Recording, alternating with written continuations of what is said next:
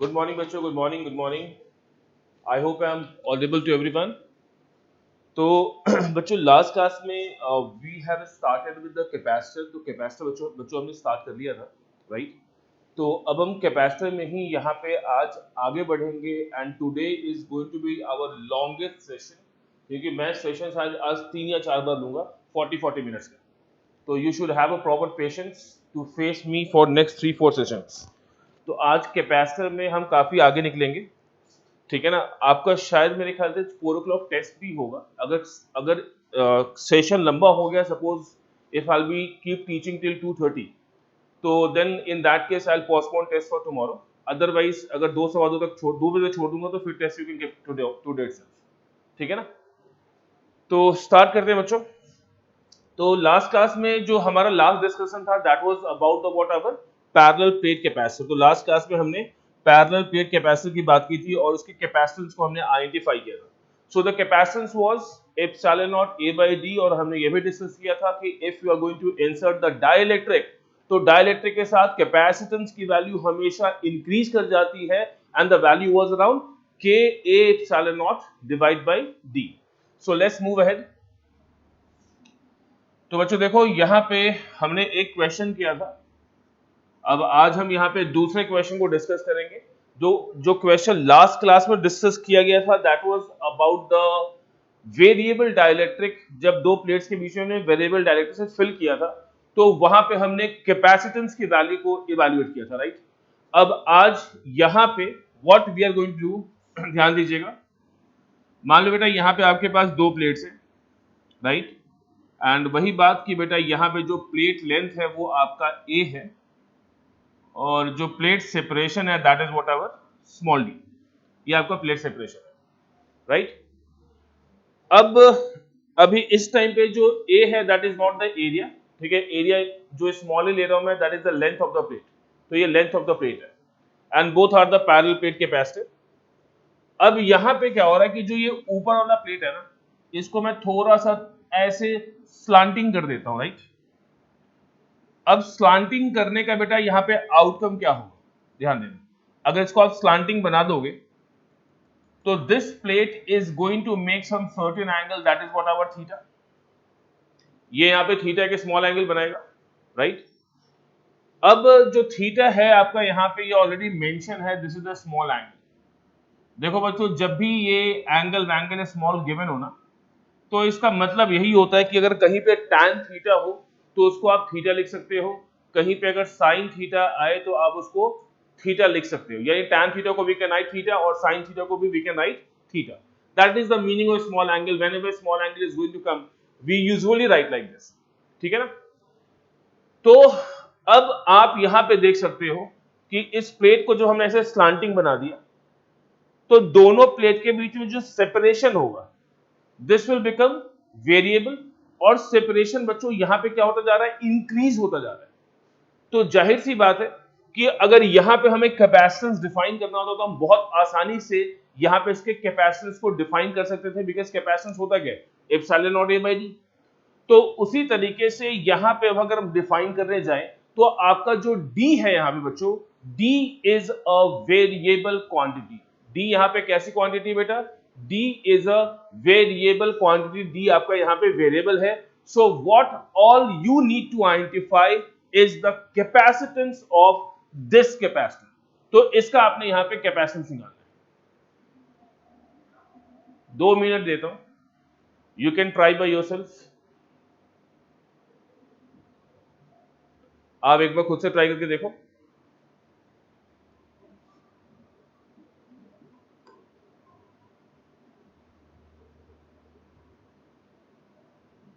सही plate square है। हाँ जी बेटा।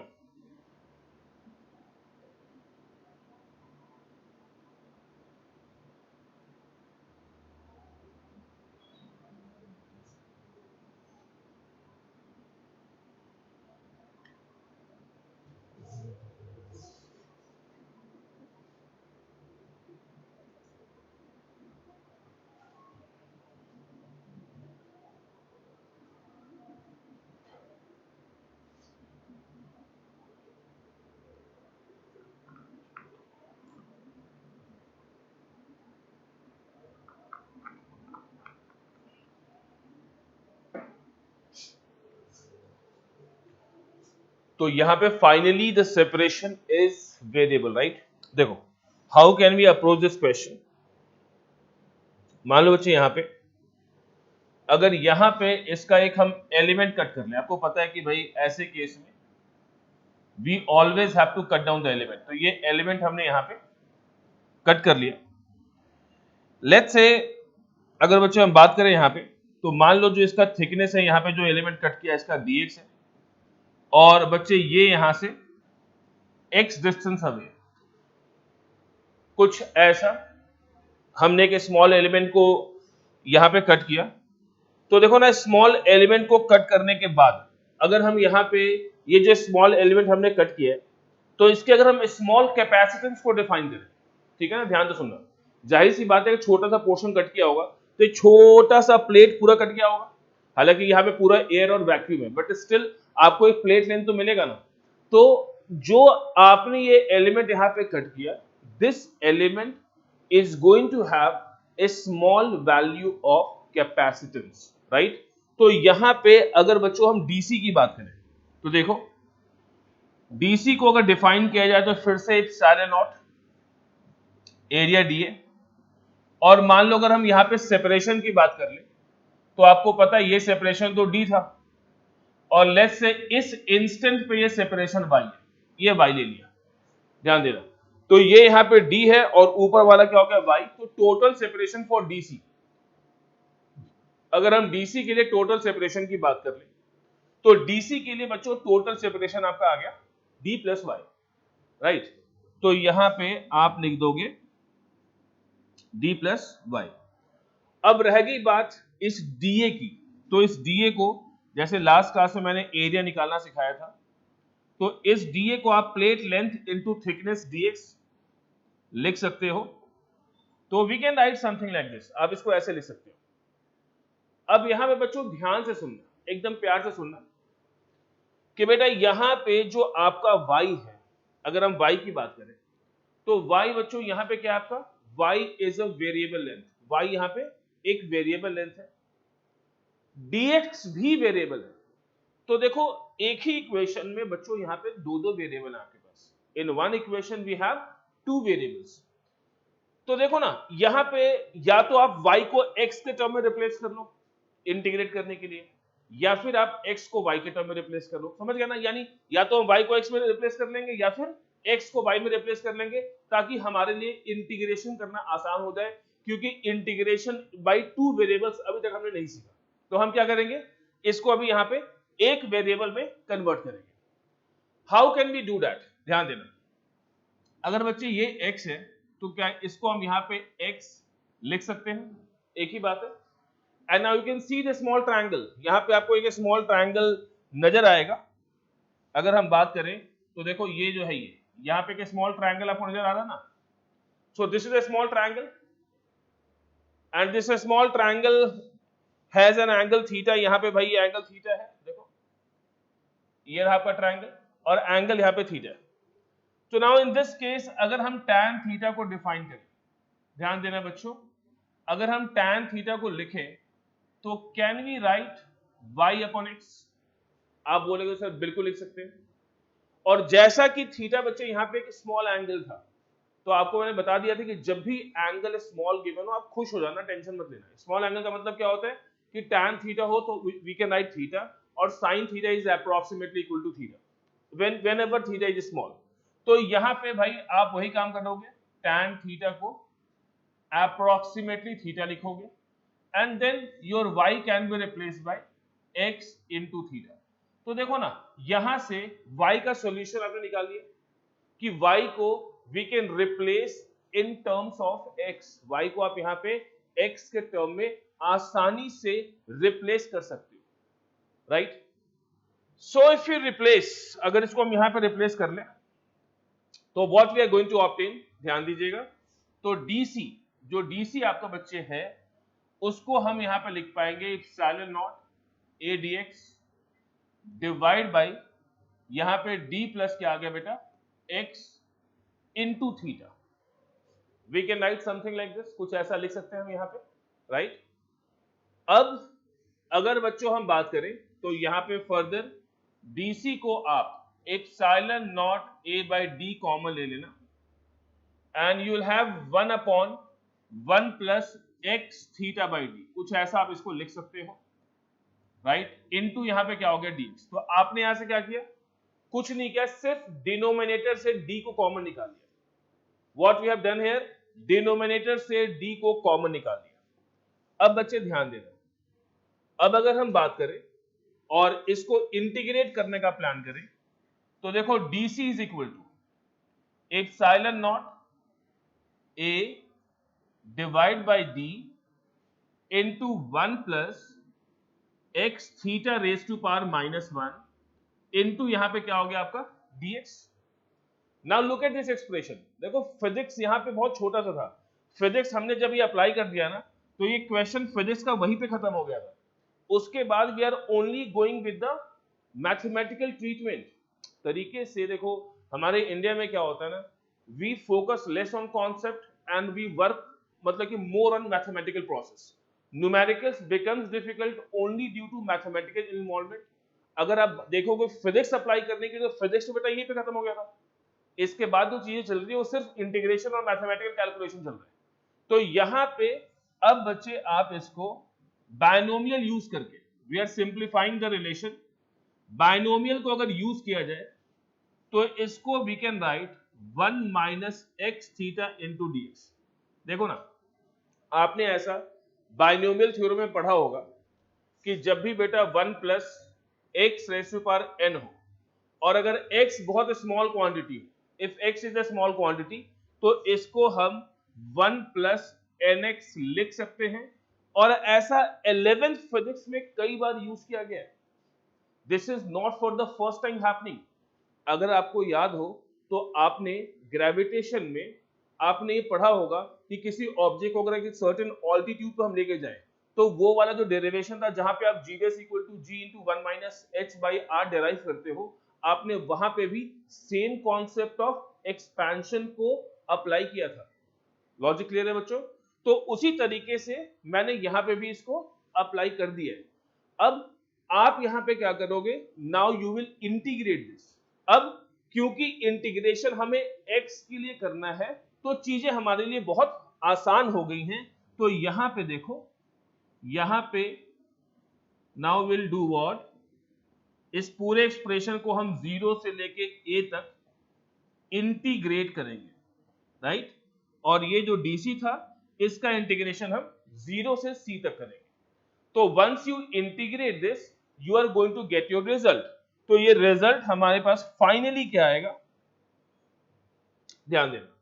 सो dc इज, यहां पे जो dc आएगा आपका, this is c is equal to, जो आंसर हमारे पास आ रहा है it is epsilon naught a by D, right, into यहां पे भाई क्या आ जाएगा, ये a minus A square theta by 2। So once you integrate this तो ये रिजल्ट हमारे पास निकल के आता है। तो our final answer is what, our final answer is c equal to epsilon naught a by D into a minus A square theta by 2। So this is how we can solve this question. लिख लो, लिख लो बच्चों, and in case if you have any doubt आप पूछो, कोई problem नहीं है। तो यहां पे हमने पैरेलल प्लेट कैपेसिटर पे, कैपेसिटर के दो दो वेरिएशन हमने देख लिए कि how we need to solve the question जब डाइलेक्ट्रिक वेरिएबल आ जाए और जब सेपरेशन वेरिएबल आ जाए तो कैसे हमें क्वेश्चन को हैंडल करना है। हाँ जी बेटा बोलो। एक्स थीटा के नीचे दे दीजिए। एक्स थीटा के नीचे, यस सर, डी है उसके नीचे। कहाँ पे, अच्छा अच्छा अच्छा अच्छा, ठीक है ठीक है ठीक है, हाँ ये डी यहाँ पे मिस होता जा रहा है, आप डी लिख लेना, ये डी यहाँ पे मिस होता गया है, ये ह्यूमन एरर है बच्चों, human error is always ignorable, ठीक है। तुम्हारे लिए नहीं होता, टीचरों के लिए होता है, टीचर के ह्यूमन एरर को इग्नोर कर देते हैं और बच्चों में मार्क्स काट लिया जाता है। लिख लो,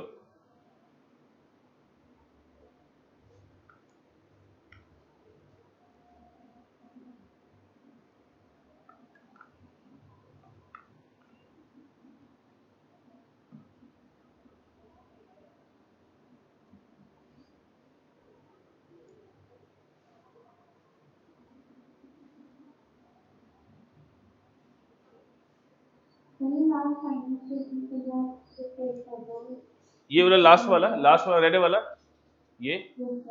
अब बेटा ये है C equal to epsilon naught A by D into A minus A square theta by 2D।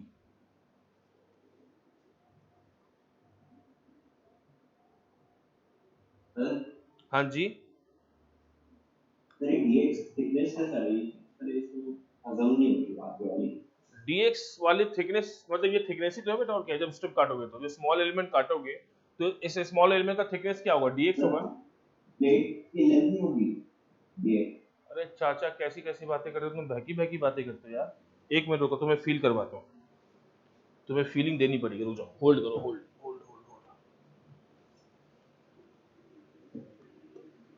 भाई मान लो ये दिख रहा है, ये एक बुक है, ये है पैरेलल प्लेट कैपेसिटर, ठीक है जी, ये पैरेलल प्लेट कैपेसिटर दिख गया। अब जब आपने इसको काटा तो ये काटा तो ये स्मॉल एलिमेंट यहाँ पे काटा, लेकिन ये कटा पूरा अंदर तक ना भाई, ये पूरा अंदर तक कट गया। अरे जैसे भाई आप मान लो आइसक्रीम का ब्रिक लेके आते हो तो आइसक्रीम काटते हो ना, तो जब काटते हो तो फ्रंट में कटता है तो पूरा अंदर तक कटता है ना, पूरा पीस कट के बाहर निकलता है, पूरा पीस बाहर निकलता है। तो उस पीस का लेंथ क्या होगा? a, और थिकनेस क्या था? dx, तो एरिया क्या होगा? a into dx। अरे नेगी साहब थोड़ा सा ध्यान फोकस करो भाई। ब्रिक खाया ना कभी? ब्रिक को कटते हुए देखा है? ब्रिक को कटते हुए देखा है।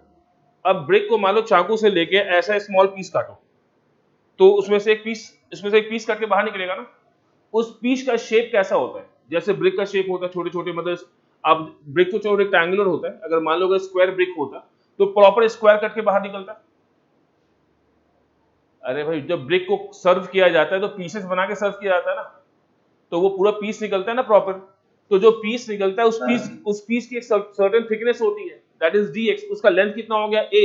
तो उस पूरे मटेरियल यूज का एरिया कितना हो गया? a into dx। Logic clear हुआ? So this is how we find the area, और यही चीज हमने लास्ट क्लास में डाइलेक्ट्रिक वाले में भी यूज किया था। हाँ बोलो। अरे ये फिर an सर उधर भी कौन सा लिखिए क्या बेटा? नहीं सही। वो चाचा ए पूरा ऐसे कटन अंदर तक यार, और ये स्क्वायर प्लेट है, तो ए पूरा ये पूरा अंदर तक जब कटेगा तो इसका लेंथ भी। ओ भाई चाचा तुम नेगी साहब, अरे डॉक्टर साहब तभी तभी डॉक्टर इंजीनियर में थोड़ा फर्क होता है। चले आगे चले, देखो तो यहां तक अब आपको बातें समझ में आ गई होंगी। अब बेटा फर्दर हम बात करेंगे यहां पे force acting between parallel plate capacitor. ध्यान देना, यहां पे हम बात करने जा रहे हैं force acting between parallel plate capacitor. तो जो बच्चे पैरेलल प्लेट कैपेसिटर होता है ना, ये भाई एक दूसरे को ना हमेशा अट्रैक्ट करता है, यानी एक दूसरे पे हमेशा फोर्स एग्जर्ट करता है, ठीक है ना। There is always a force which is going to act between the parallel plate capacitor. तो मान लो बच्चे यहां पे एक प्लेट है, right, this is also another plate. यहां पे भाई आपका प्लस क्यू चार्ज है और यहां पे आपका माइनस क्यू, मतलब दैट मींस अगर इस प्लेट के लिए हम सरफेस चार्ज डेंसिटी की बात करें प्लस सिग्मा, इस सरफेस के लिए हम सरफेस चार्ज डेंसिटी की बात करें तो माइनस सिग्मा, राइट। अब आपको ये चीज अच्छे से पता है कि यहां पे जो आपका नेट इलेक्ट्रिक फील्ड होता है उसकी वैल्यू होती है सिग्मा बाई एप्सिलॉन नॉट। यहां पे इलेक्ट्रिक फील्ड आपका 0 होता है, और यहां पे भी नेट इलेक्ट्रिक फील्ड, नेट की बात कर रहे हैं, नेट इलेक्ट्रिक फील्ड यहां पे भी 0 और नेट इलेक्ट्रिक फील्ड यहां पे भी 0 होता है। अब देखो जाहिर सी बात है कि यहां पे आपका एक प्लेट पॉजिटिव है, दूसरा प्लेट नेगेटिव है, तो of course both these plates are going to attract each other.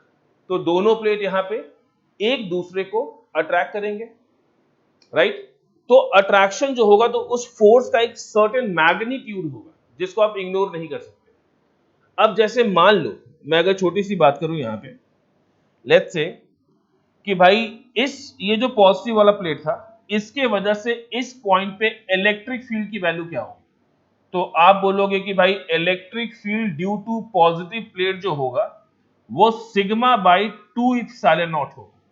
और ऐसा ही आपको पढ़ाया गया, किसी भी थिन प्लेट के वजह से जब भी हम इलेक्ट्रिक फील्ड को लिखते हैं तो हमारे इलेक्ट्रिक फील्ड की वैल्यू क्या होती है बच्चों, sigma upon 2 epsilon naught, and this is what I have written here. ठीक है ना। तो ये यहाँ पे जो फील्ड है, अभी मैं इसके वजह से बात कर रहा हूं यहाँ पे फील्ड की, तो इसके वजह से यहाँ पे फील्ड क्या आ गया, सिग्मा बाई 2 इप्सिलॉन नॉट। अब जाहिर सी बात है कि ये इलेक्ट्रिक फील्ड पॉजिटिव है इस डायरेक्शन में, राइट। और ये प्लेट कैसा है बेटा, नेगेटिव है। तो नेगेटिव प्लेट पे जो पॉजिटिव इलेक्ट्रिक फील्ड होगा जो इस डायरेक्शन में जा रहा है, वो इस प्लेट पे फोर्स कहां लगाएगा, इस डायरेक्शन में। यानी यहां पे अगर मैं बात कर लूं तो इस पे यहां पे क्या लगेगा, F माइनस। तो F माइनस को अगर बच्चे हम यहां पे लिखें, ध्यान देना, F माइनस को अगर मैं यहां पे लिखूं तो F minus can be defined bye Q into E plus, Q is the charge on the negative plate, तो इसको Q into E plus आप लिख सकते हो। और जो ये E plus होगा, इस E plus को आप सिग्मा बाई 2 इप्सिलॉन नॉट लिख सकते हो। यानी इन ऑल अगर हम चाहें तो this is half into Q into sigma by epsilon not होगा। अब ये जो सिग्मा बाई इप्सिलॉन नॉट होता है बच्चे, this is the total electric field between the capacitor plate, E net होता है। यानी कायदे से अगर हम यहां पे भाई F की बात कर लें तो force experience by negative plate can be defined by half Q into E। But याद रखिएगा ये इलेक्ट्रिक फील्ड E जो है, this is not due to a single plate, this is the net electric field. तो जब भी हम यहां पे कैपेसिटर प्लेट पे फोर्स की बात करते हैं तो in general we always define this force with respect to the net electric field. तो माइंड इट, ये जो E यहां पे मैंने लिखा है, ये E ये वाला E है, देखो ये सिग्मा बाई इप्सिलॉन नॉट आ गया था तो इसलिए मैंने इसको E से यहां पे रिप्लेस कर दिया। So this is the force which is going to act here in this case. ठीक है बच्चों, तो इस तरीके से आप force acting on negative plate की वैल्यू को निकाल सकते हो। फर्दर अगर हम बात करें तो आप force experience bye positive plate को भी निकाल लोगे। अब पॉजिटिव प्लेट पे अगर हम फोर्स की बात करें तो सेम कहानी, इसके वजह से जो यहां पे इलेक्ट्रिक फील्ड होगा, भाई ये नेगेटिव है तो इस डायरेक्शन में होगा। अब नेचुरली फोर्स भी इसमें इधर ही लगेगा, दैट इज F पॉजिटिव। तो इस F पॉजिटिव को अब आप लिखोगे तो once again you write Q into E plus, मतलब I mean to say E minus. तो Q into E minus, E minus क्या होगा बेटा, फिर से वही सिग्मा बाई 2 इप्सिलॉन नॉट। फिर से इसको वैसे ही अरेंज करके लिख लो, half Q into sigma by epsilon naught. तो एक तरीके से जो F प्लस आया वो भी यहां पे क्या आ गया, half Q into E net. तो ये भी बच्चों यहां पे क्या आ गया है आपका, this is also a E net. तो कहने का मतलब क्या हो गया कि दोनों प्लेट्स, जो दोनों कैपेसिटर प्लेट हैं आपके, both are going to attract each other with the same amount of force. तो दोनों एक दूसरे को इस तरीके से आपस में भाई यहां पे एक दूसरे को अट्रैक्ट कर रहे होते हैं। This is the mutual force of attraction which is going to exist. ठीक है ना। तो कई बार देखो ऐसा कॉन्सेप्चुअल देखा गया एंड पर्टिकुलरली सीबीसी एग्जाम में देखा गया कि भाई what is the origin of this half, ये हाफ यहां पे क्यों आया। तो ये हाफ यहां पे इसलिए आ रहा है, इसका आंसर आपको यही लिखना है कि ये हाफ यहां पे इसलिए आ रहा है क्योंकि जो नेट इलेक्ट्रिक फील्ड, जो इलेक्ट्रिक फील्ड हमने इस फॉर्मूले में लिया है, this has the contribution due to both the plates.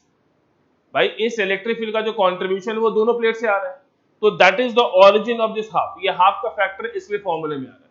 तो जब आप एनसीईआरटी करोगे ना तो वहां पे आपको क्वेश्चन दिखेगा कि find the expression for force between the capacitor plate and if this force has a magnitude half QE, then what is the meaning of this factor half।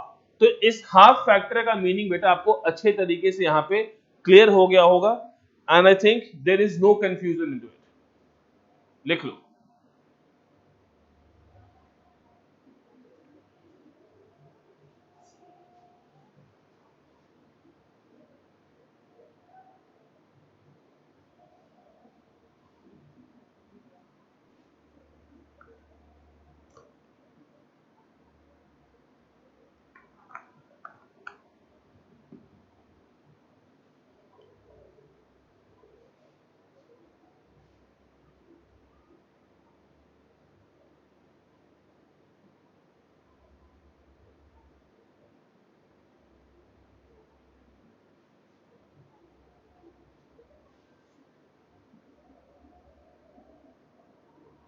चलो आगे चलते हैं।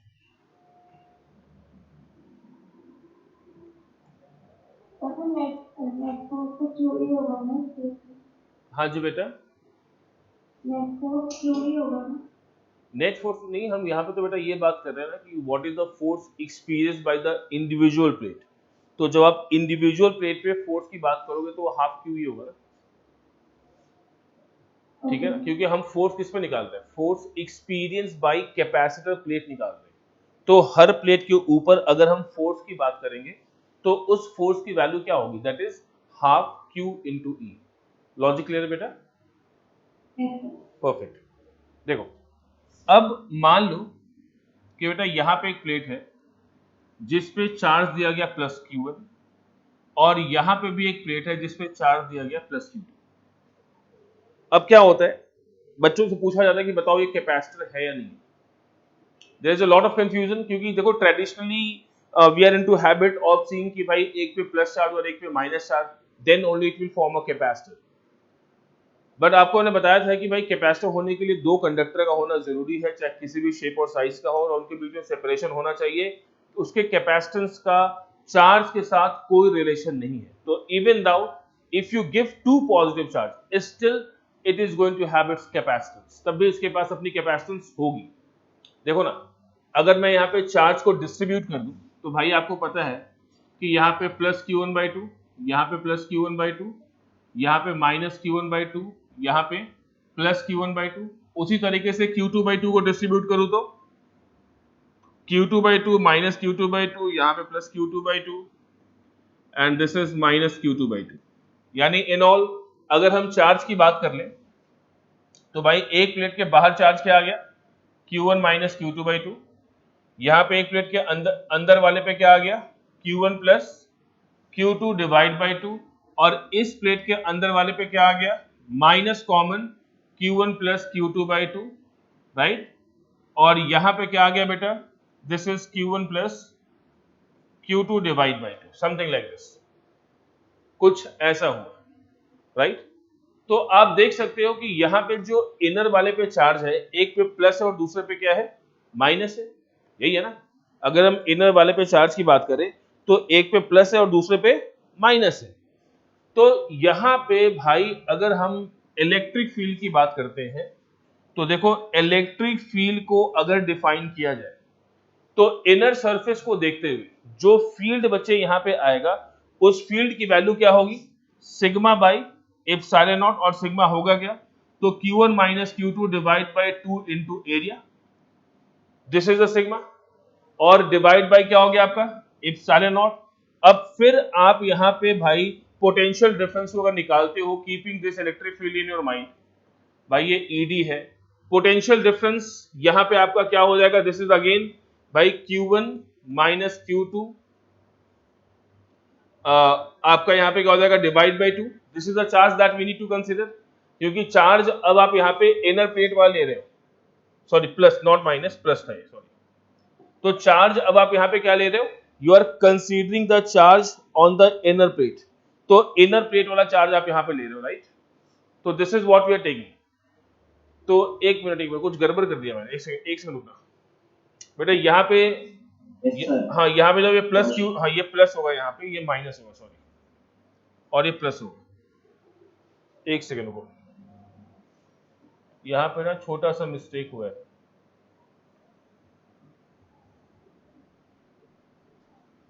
हाँ देखो, तो अब अगर हम चार्ज को डिफाइन करेंगे तो आउटर वाले पे चार्ज होगा Q1 plus Q2 divide by 2, inner वाले पे होगा Q1 minus Q2 divide by 2, और ये हो जाएगा आपका minus common Q1 minus Q2 divide by 2, और ये हो जाएगा आपका Q1 plus Q2 divide by 2। It is something like this.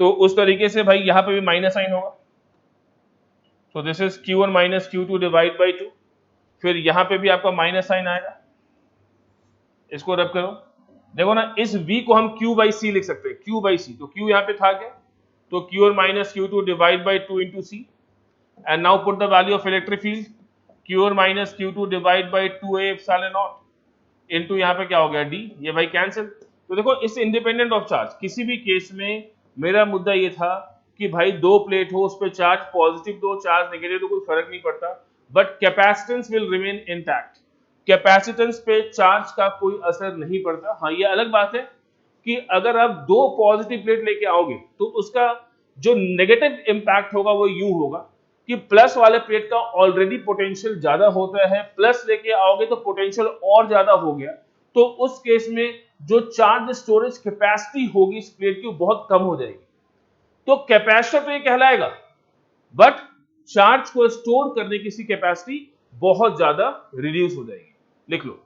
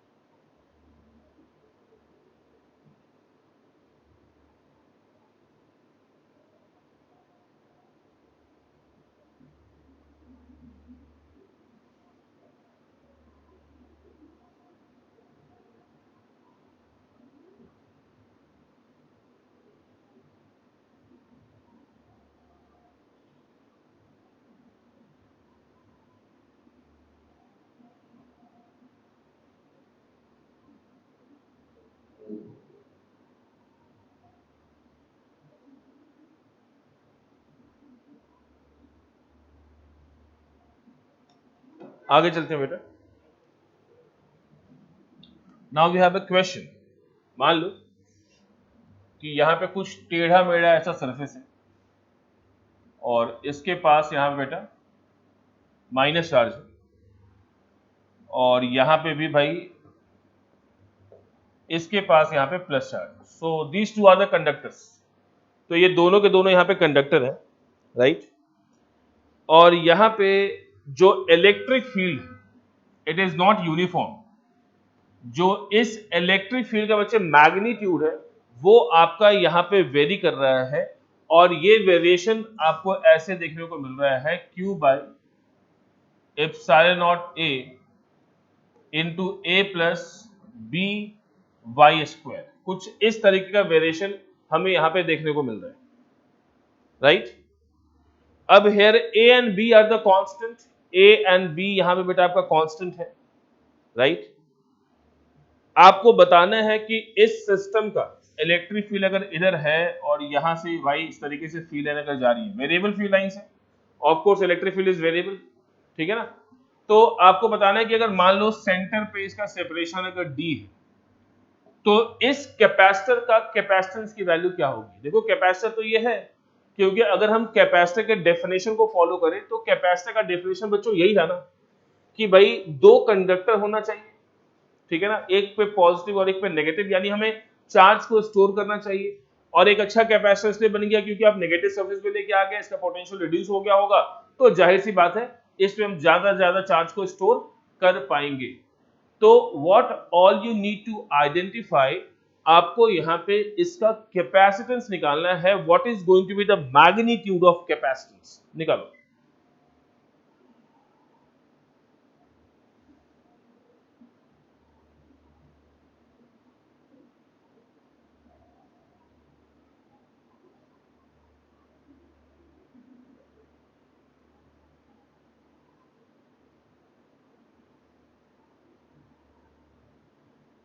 A और B पॉजिटिव है। हाँ जी,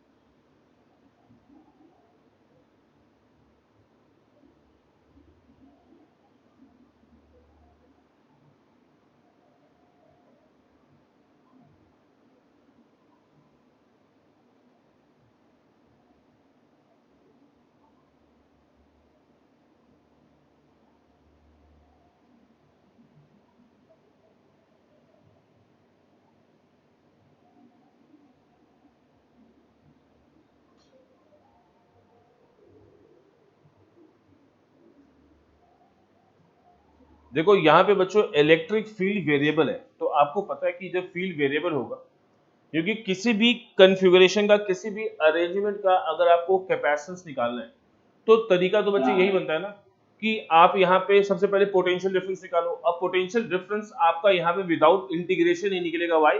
बिकॉज फील्ड इज वेरिएबल। तो सबसे पहले आप क्या निकालोगे? पोटेंशियल डिफरेंस को निकालोगे, and once potential difference is known to us, आप V को Q बाई C लिखोगे और आंसर निकालोगे। तो इस तरीके से आप इसका यहाँ पे रिजल्ट निकाल सकते हो।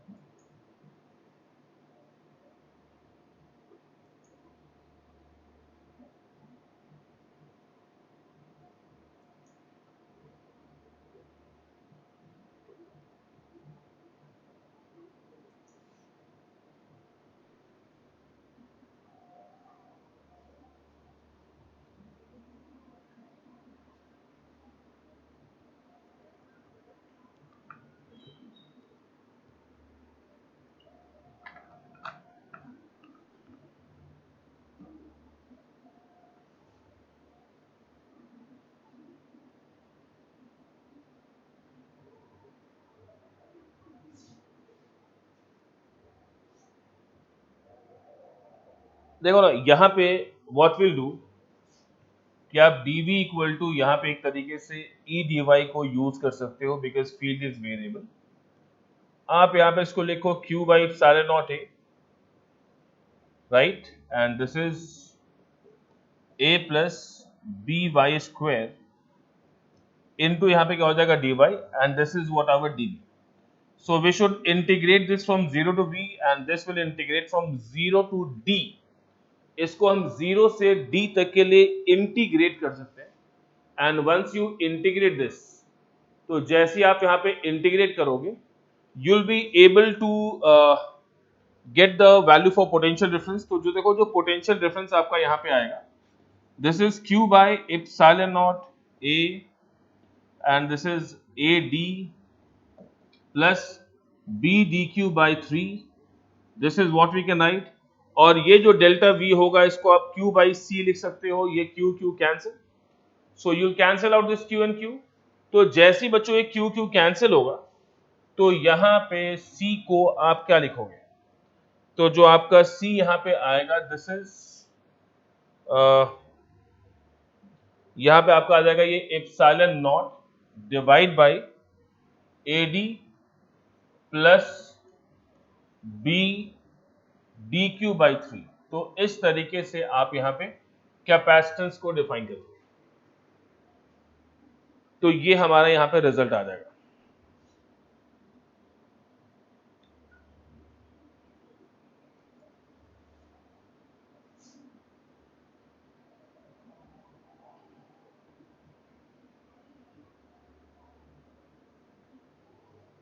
चलिए बच्चों आगे चले। I hope things are very much clear to you. अब हम आगे बात करेंगे नेक्स्ट टॉपिक की, that is energy store in a capacitor. अब हम यहां पे energy stored in a capacitor की बात करेंगे। तो कैपेसिटर में बच्चों एनर्जी कैसे स्टोर होती है and how we store the energy. Obviously, to store the energy in a capacitor, we need to have a source. Either we use cell or we have to use a battery, and by the help of them, we can store energy inside the capacitor. तो देखो ना, अगर बच्चों हम बात करें तो मान लो भाई आपके पास यहाँ पे ये कैपेसिटर है और आपने इसको यहाँ पे सोर्स से कनेक्ट कर दिया। ये सोर्स आपको यहाँ पे दिख रहा है, तो यहाँ पे भाई एक आपका पॉजिटिव सोर्स, दूसरा आपका क्या हो गया नेगेटिव सोर्स, ठीक है ना। तो पॉजिटिव वाले प्लेट पे पॉजिटिव चार्ज आएगा और नेगेटिव वाले पे नेगेटिव वाला चार्ज आएगा, राइट। तो ध्यान देना, तो ये जो चार्ज का सप्लाई है ये बेसिकली बेटा कहां से हो रहा है, तो this is happening by the help of whatever this cell और बैटरी। ये यहां पे हमने सेल यूज किया। तो एक तरीके से जो इस सेल का केमिकल एनर्जी होता है, दिस परफॉर्म्स वर्क, और यही वर्क कैपेसिटर के अंदर जो होता है वो as a electrical energy convert हो जाता है। मेरी बात दोबारा ध्यान सुनना, देखो सेल के पास क्या होता है, सेल तो भाई उसके पास तो केमिकल एनर्जी होती है, बिकॉज सेल में आपका क्या होता है केमिकल रिएक्शन होता है, राइट। भाई सेल आप कैसे बनाते हो, बच्चों ने पढ़ा होगा आपने। अगर सेल के हम भाई यहाँ पे भैया आप मान लो ये आपका एक पॉजिटिव प्लेट ले लिया, ये नेगेटिव प्लेट ले लिया, कैसे नेगेटिव प्लेट बनता है भाई, दिस इज योर सेल। यहाँ पे आप सॉल्यूशन डाल देते हो, मान लो भैया आपने यहाँ पे कॉपर सल्फेट का सॉल्यूशन ले लिया, तो Cu प्लस और आपका SO4 माइनस बनता है ना यहाँ पे, तो ये प्लेट आपका पॉजिटिव, ये नेगेटिव, और जैसे इसको आउटर सोर्स में कनेक्ट करते हो ये यहाँ पे करंट सप्लाई करना स्टार्ट कर देते हैं, तो दिस इज योर सेल। तो सेल ये होता है।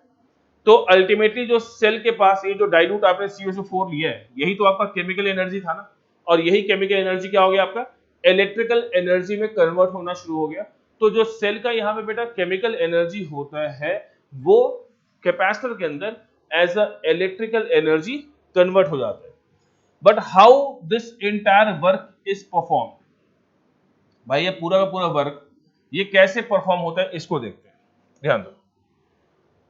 यू नो दिस कि देखो जो चार्ज भाई यहां से इसके ऊपर जाएगा, वर्क डन धीरे धीरे ही होगा, एकदम से तो वर्क डन होगा नहीं, और वो वर्क डन यहां पे क्या होगा, तो this is dW is equal to V into D. अब ये V क्या हो गया, V is the potential difference जो इस सेल का होगा, जो इस कैपेसिटर प्लेट के अक्रॉस होगा। क्योंकि देखो अगर आपका कैपेसिटर, देखो बच्चों मेरी बातों को ना बिल्कुल ध्यान से सुनना, एक एक चीज एक एक स्टेटमेंट, जो सोर्स हमारा यहाँ पे कनेक्टेड है ना वही यहाँ का पोटेंशियल डिफरेंस मेंटेन करेगा। तो यानी कैपेसिटर के अक्रॉस जो पोटेंशियल डिफरेंस होगा, यानी जो सोर्स का वोल्टेज होगा वही वोल्टेज इसका होगा आपका कैपेसिटर प्लेट के अक्रॉस होगा। तो dW यहाँ पे क्या हो गया बच्चों, V इंटू डी क्यू के इक्वल हो गया, लेट्स से कि धीरे धीरे चार्ज यहाँ पे जा रहा है। धीरे धीरे चार्ज कैसे जा रहा है और उसको कौन लेके जा रहा है, तो सोर्स लेके जा रहा है। सोर्स कौन है आपका यहाँ पे, सेल और बैटरी। यहाँ पे हमने सेल यूज किया है, it could be battery also, right. तो धीरे धीरे चार्ज यहाँ पे जा रहा है। तो मैंने माना कि भाई मान लो ये सेल यहाँ पे dq अमाउंट ऑफ चार्ज इसके ऊपर लेके जा रहा है, q अमाउंट हम ऑलरेडी स्टोर कर चुके हैं और dq अमाउंट आप और लेके जाना चाहते हो।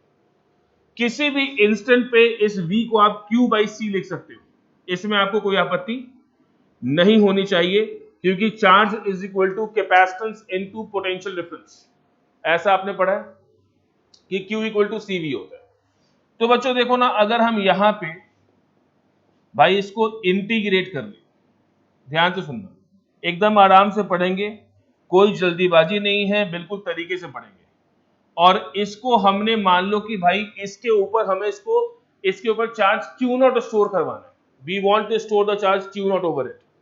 तो भाई जीरो से लेकर के हम यहां पे क्या करेंगे, क्यू नॉट तक इसको इंटीग्रेट करेंगे, ठीक है ना।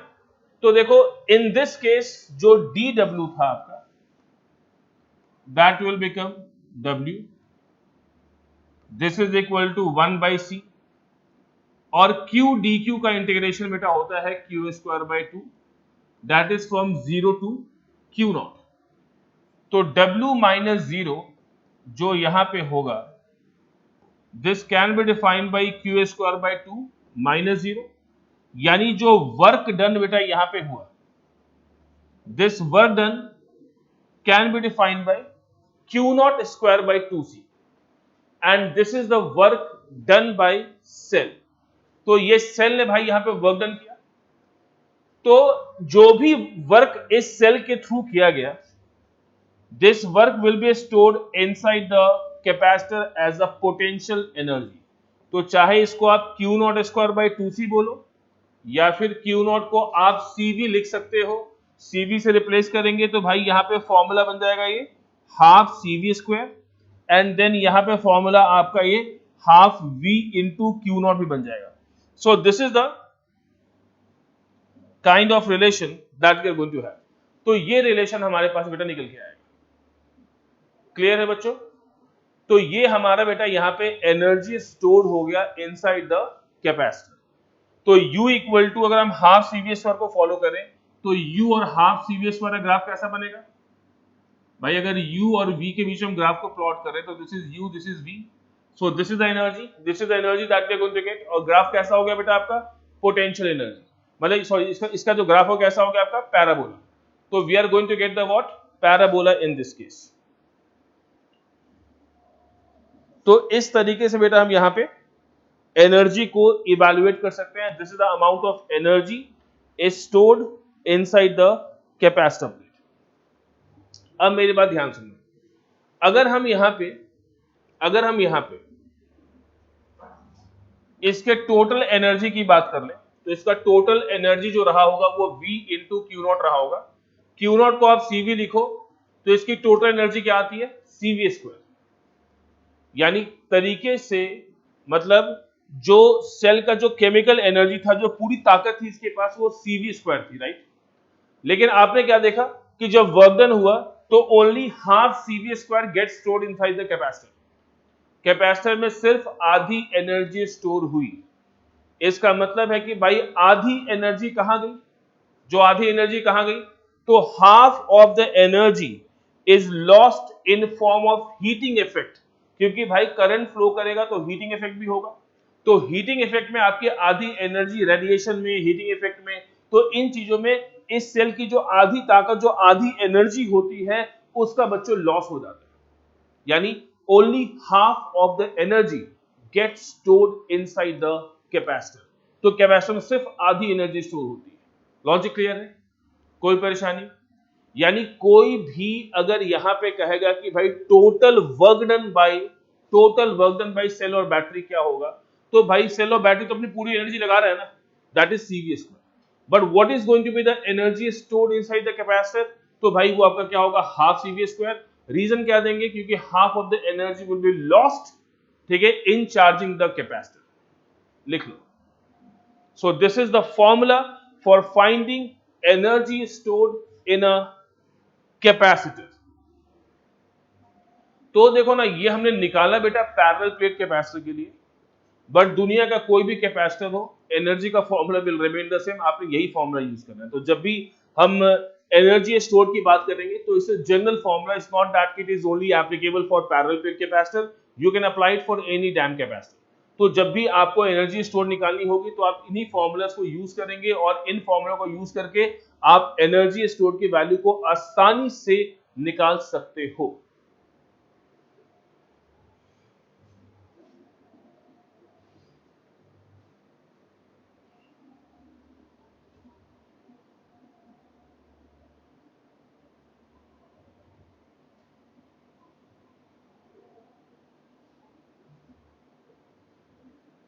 ठीक है बच्चों, अब देखो हमने चलो ग्राफ किसके बीच में?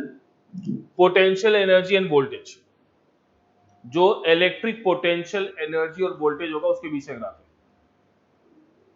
देखो आगे चलते हैं, ध्यान से सुनना, कुछ बहुत बेसिक सी बात करूंगा यहां पे। मान लो कि बेटा ये कैपेसिटर प्लेट है, राइट, और आपने इसको सोर्स से कनेक्ट किया।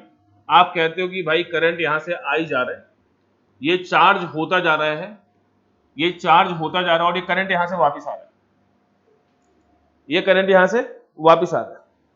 तो भाई हाउ इट इज हैपनिंग, जब बीच में यहां पे गैप है तो कैपेसिटर के बीच में सर्किट कंप्लीट नहीं है ना भाई, सोचो ना, सर्किट कंप्लीट तो नहीं है ना। हाउ इट इज हैपनिंग, भाई करंट भाई जो यहां से जा रहा है वो करंट एज इट इज यहां पे वापस आ रहा है। Who is the charge current carrier over here, क्या यहां पे कोई करंट है, क्या यहां पे कोई करंट होगा? तो देखो जब तक आपका कैपेसिटर चार्ज हो रहा होता है, मेरी बात को ध्यान से सुनिए, बहुत सी बात बोलूंगा, ध्यान सुनिए। जब तक आपका कैपेसिटर चार्ज हो रहा होता है, सर्किट में करंट फ्लो कर रहा होता है, ठीक है ना। जैसे ही capacitor becomes completely charge, capacitor जैसे ही कंप्लीटली चार्ज होता है, देखना एक स्टेटमेंट लिखूंगा बेटा, बहुत प्यारा स्टेटमेंट है, capacitor blocks DC supply. Supply दो टाइप का होता है बेटा, ठीक है, डीसी और एसी। जो सेल और बैटरी से मिलता है वो आपका डीसी होता है, जो घरों में हम यूज करते हैं वो आपका एसी होता है, दैट इज ऑल्टरनेटिंग करंट। तो कैपेसिटर एसी को ब्लॉक नहीं करता, but once it is completely charge तो it blocks DC supply. When completely charge जब होगा तो कैपेसिटर अपना रंग ढंग दिखाएगा, और भैया वो इस करंट को ब्लॉक कर देगा। It provides infinite resistance to DC supply. DC supply को भाई ये इनफाइनाइट रेजिस्टेंस प्रोवाइड कर देता है, यानी करंट यहां पे तब तक फ्लो कर सकता है जब तक भाई कैपेसिटर आपका चार्ज होता जा रहा है। यानी हर पर्टिकुलर कैपेसिटर प्लेट की अपनी एक कैपेसिटी होगी, और वो उसी कैपेसिटर तक अपने ऊपर चार्ज को स्टोर कर पाएगा। Beyond that limit charge storage is not possible. उसके बाद आपका करंट को वो क्या करेगा, ब्लॉक कर देगा, फिर कैपेसिटर को वहां पे करंट की जरूरत नहीं पड़ती। क्लियर है? देखो अब जाहिर सी बात है, इसका मतलब तो यही हुआ ना कि जैसे एक अनचार्ज कैपेसिटर हो, बच्चों ध्यान से सुनना, बिल्कुल बहुत बहुत बहुत इंटरेस्टिंग टॉपिक है, आपको ध्यान से समझना पड़ेगा। मान लो आपके पास एक अनचार्ज कैपेसिटर है, उसको आपने सर्किट में लगाया, सेल से जोड़ दिया, ठीक है, उसकी चार्जिंग स्टार्ट हो गई। तो इसका मतलब कहीं ये तो होगा ही ना कि ठीक है यार, कि जैसे जैसे आपका कैपेसिटर चार्ज होता जा रहा है, कहीं ना कहीं वैसे वैसे करंट की वैल्यू धीरे धीरे कम होती जाएगी, क्योंकि capacitor starts offering resistance to what our DC supply. Current maximum से स्टार्ट होगा, बट धीरे धीरे वो कम होना शुरू हो जाएगा, और एक टाइम आएगा जब आपका करंट जीरो हो जाएगा और कैपेसिटर कंप्लीटली चार्ज हो जाएगा। Now the topic is this, मैं यहां पे आपको ये बताना चाह रहा था कि भाई इस गैप में ये करंट कैरी कैसे हुआ। ध्यान से सुनना, इस कम्बक्स प्लस क्यू पे चार्ज बढ़ता जा रहा है। अगर भाई इसको हम यहां पे एक तरीके से गॉसियन सरफेस बना के अगर एनक्लोज कर ले, मान लो ऐसा कुछ कर ले, कुछ एनक्लोज कर ले, तो जो फ्लक्स आपका मिलेगा वो आपको Q बाई एप्सिलॉन नॉट मिलेगा, that is the electric flux. Charge Q आप इनक्लोज कर लोगे। और सबसे अच्छी बात क्या होगी बेटा कि यहां पे जो चार्ज है वो वेरिएबल है। अगर ये वेरिएबल होगा तो फ्लक्स भी वेरिएबल होगा। चार्ज इसलिए वेरिएबल है कि करंट जो सेल और बैटरी है वो कॉन्टिन्यूअस चार्ज सप्लाई करता जा रहा है, राइट। तो जाहिर सी बात है कि यहां पे आपका चार्ज कॉन्टिन्यूअसली इंक्रीज हो रहा होगा, और इसी चार्ज को अगर आप टाइम के रिस्पेक्ट में डिफरेंशिएट करो तो we are going to get something like this is epsilon naught d phi by d t, कुछ ऐसा मिलेगा। तो इस dq बाई dt को बेटा हम कहते हैं current, and this current is equal to epsilon naught d phi by dt। तो ये करंट कैपेसिटर के गैप में होता है, इसको बेटा हम कहते हैं डिस्प्लेसमेंट करंट। ये सिर्फ आपके ज्ञान के लिए, नॉलेज के लिए, डिस्प्लेसमेंट करंट, राइट। तो वायर में जो होता है इसको हम बेटा कंडक्शन करंट कहते हैं, जो इलेक्ट्रिसिटी कंडक्ट कर रहा है, this is called conduction current, right. तो कंडक्शन करंट और डिस्प्लेसमेंट करंट की वैल्यू सेम होती है, उसमें वहां पे कोई डिफरेंस नहीं होता। So the magnitude of conduction current or displacement current is same. So there is no difference between the magnitude of both of them. So rather we can say that I is equal to ID. आप ये भी कह सकते हो कि I जो होगा भाई वो आपके ID के इक्वल हो। I hope the logic is pretty clear to you. सारी बातें आपको अच्छे तरीके से यहाँ पे समझ में आ गई होंगी जो मैंने आपको बताई। दिमाग में बिल्कुल बिठा लेना कि भाई सर्किट में जहां पर भी कैपेसिटर होगा, डीसी सर्किट में करंट तब तक फ्लो करेगा जब तक भैया वो कंप्लीटली चार्ज ना हो जाए। जैसे ही कंप्लीटली चार्ज हुआ तो कंप्लीटली चार्ज वाले स्टेट को हम स्टेडी स्टेट भी कहते हैं। ध्यान देना, कभी कभी न्यूमेरिकली ये शब्द यूज होता है कि the capacitor is in steady state. भाई स्टेडी स्टेट का मतलब हो गया कि कैपेसिटर इज फुल्ली चार्ज।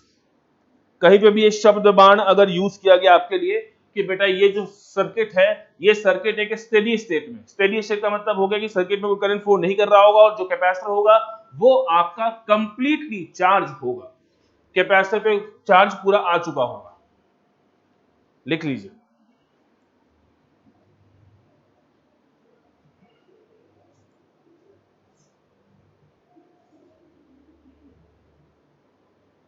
ठीक है ना।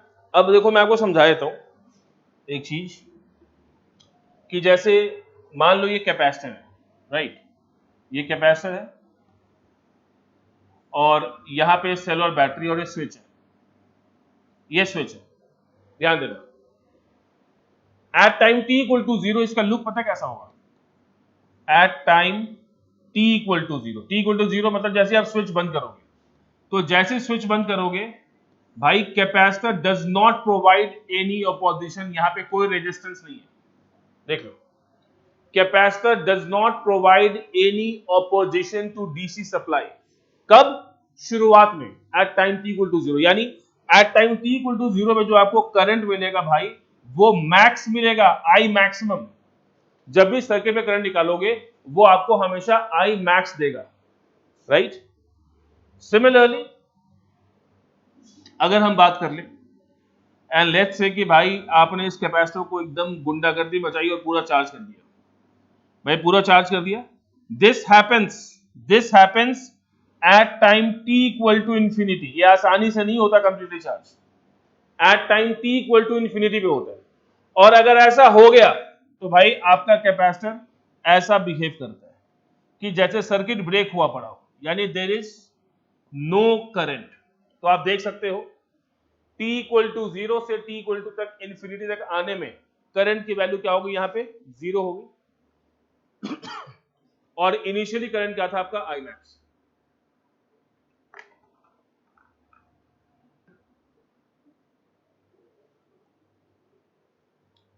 ठीक है, तो बीच में आपका करंट डिक्रीजिंग होता है, यानी इस पूरे स्टेट में यहां से यहां तक आने में इसको अगर हम बात करें तो आई कॉन्टिन्यूसली क्या होता है बेटा? डिक्रीजिंग होता है, और चार्ज क्या होता है बेटा आपका?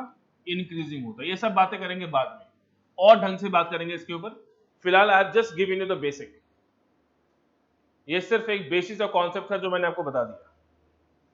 फॉर एग्जाम्पल जैसे मान लो कि यहां पे आपके पास एक रेजिस्टेंस है, ध्यान देना, और यहां पे एक कैपेसिटर है, राइट, और आपसे पूछा गया, मान लो बेटा कि यहां पे इसका वोल्टेज E है और ये C है, आपसे पूछा गया कि बताओ at time t equal to 0 circuit में करंट की वैल्यू क्या होगी, what is the value of current in a circuit. तो भाई at time t equal to 0 इस सर्किट का जो रियल लुक होगा वो ऐसा हो जाएगा, कैपेसिटर होते हुए भी आपको नजर नहीं आना चाहिए, ये लुक है इसका। अब ये लुक है तो आपको पता है, बचपन में आपने पढ़ा होगा, voltage divide by resistance is called what, our current. तो ये करंट आपको यहां से मिलेगा and this is the maximum value of current, ये आपका मैक्सिमम मैग्नीट्यूड ऑफ करंट हो गया। क्या इतनी सी बात आपको समझ में आ गई, लॉजिक क्लियर है। तो अगर भाई सर्किट में कैपेसिटर है और टाइम t इक्वल टू 0 पे आप बात कर रहे हो तो आपको वो कैपेसिटर नजर नहीं आना चाहिए। क्लियर है जी नेगी साहब, कुछ समझ में आ रहा है? आगे चलते हैं, देखो अब मान लो कि यहां पे भाई ये एक सेल है, ये एक रेजिस्टेंस है, राइट, यहां पे भी रेजिस्टेंस है, यहां पे एक कैपेसिटर है और यहां पे भी एक रेजिस्टेंस है। आई होप आपको रेजिस्टेंस का सीरीज और पैरेलल तो याद होगा ही, अगर बचपन ठीक ठाक गया होगा, थोड़ी बहुत भी अगर पढ़ाई की होगी और थोड़ा बहुत भी मन लगाया होगा पढ़ाई में 5-10%, तब भी आपको रेजिस्टेंस का सीरीज पैरेलल तो आता ही है ना। तो कंसीडरिंग दैट फैक्ट, अगर आपसे फिर से पूछा जाए first part, find current eight t equal to 0, second part, find current at t equal to infinity। तो t equal to infinity पे करंट क्या होगा और t equal to 0 पे करंट क्या होगा। Identify the value of current in both the cases, निकालना बच्चों।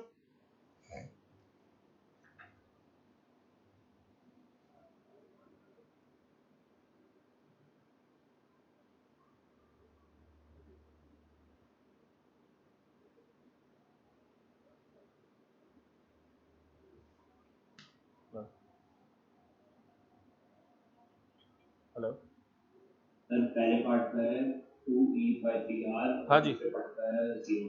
एक मिनट कौन सी हो गया, अभी बिजी हो गई, किसी का ओटीपी यार। हाँ तो दे दो ना, पेड ऑर्डर है ऑलरेडी, होल्ड करो।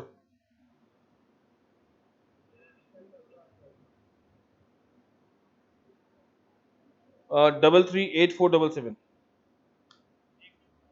8477।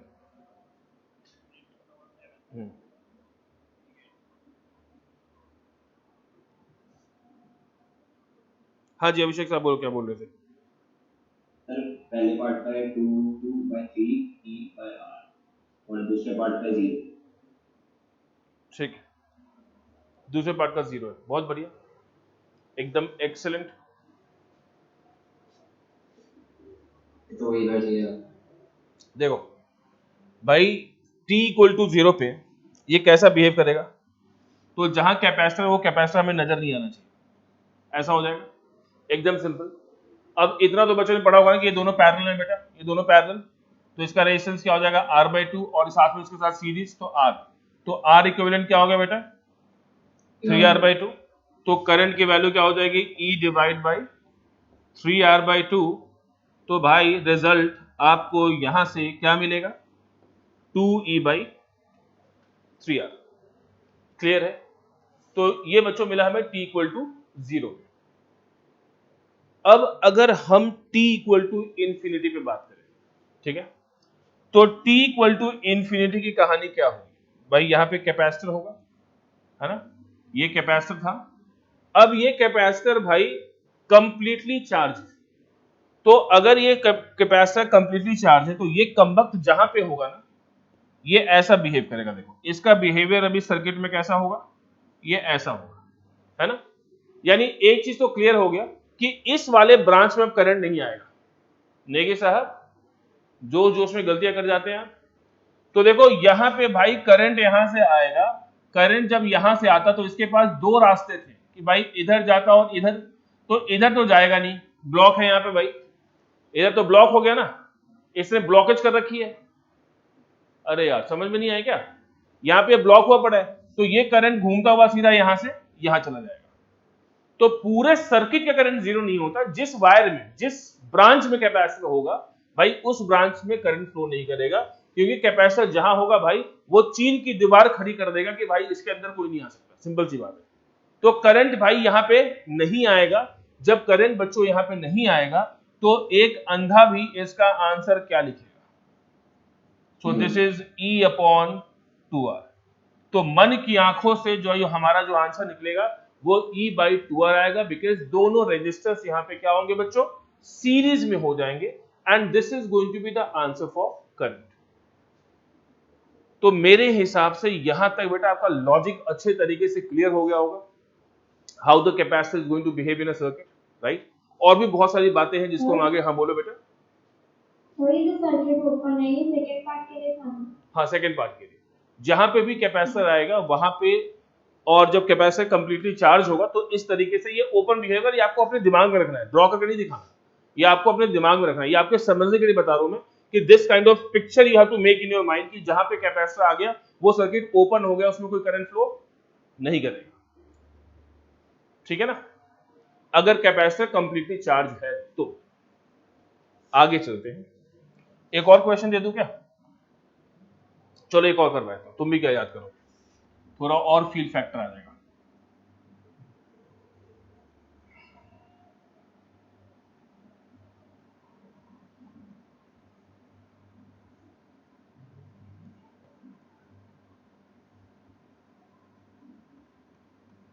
ये लो एकदम बढ़िया सा क्वेश्चन, यहां पर रेजिस्टेंस R1, R2, ये R, ये C1, ये C2 और ये E, ठीक है जी।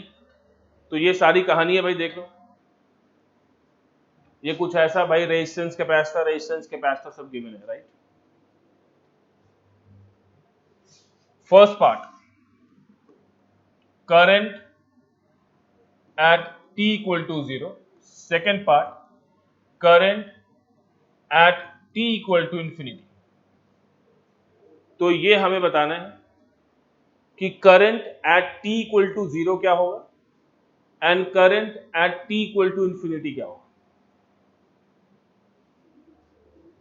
कैपेसिटर बच्चे बहुत इंपॉर्टेंट है, and I requested all of you to attend the class, but आज 2-3-4 बच्चे एब्सेंट हैं, आई कैन सी। तो this is not right, because काफी इंपॉर्टेंट चैप्टर चल रहे हैं।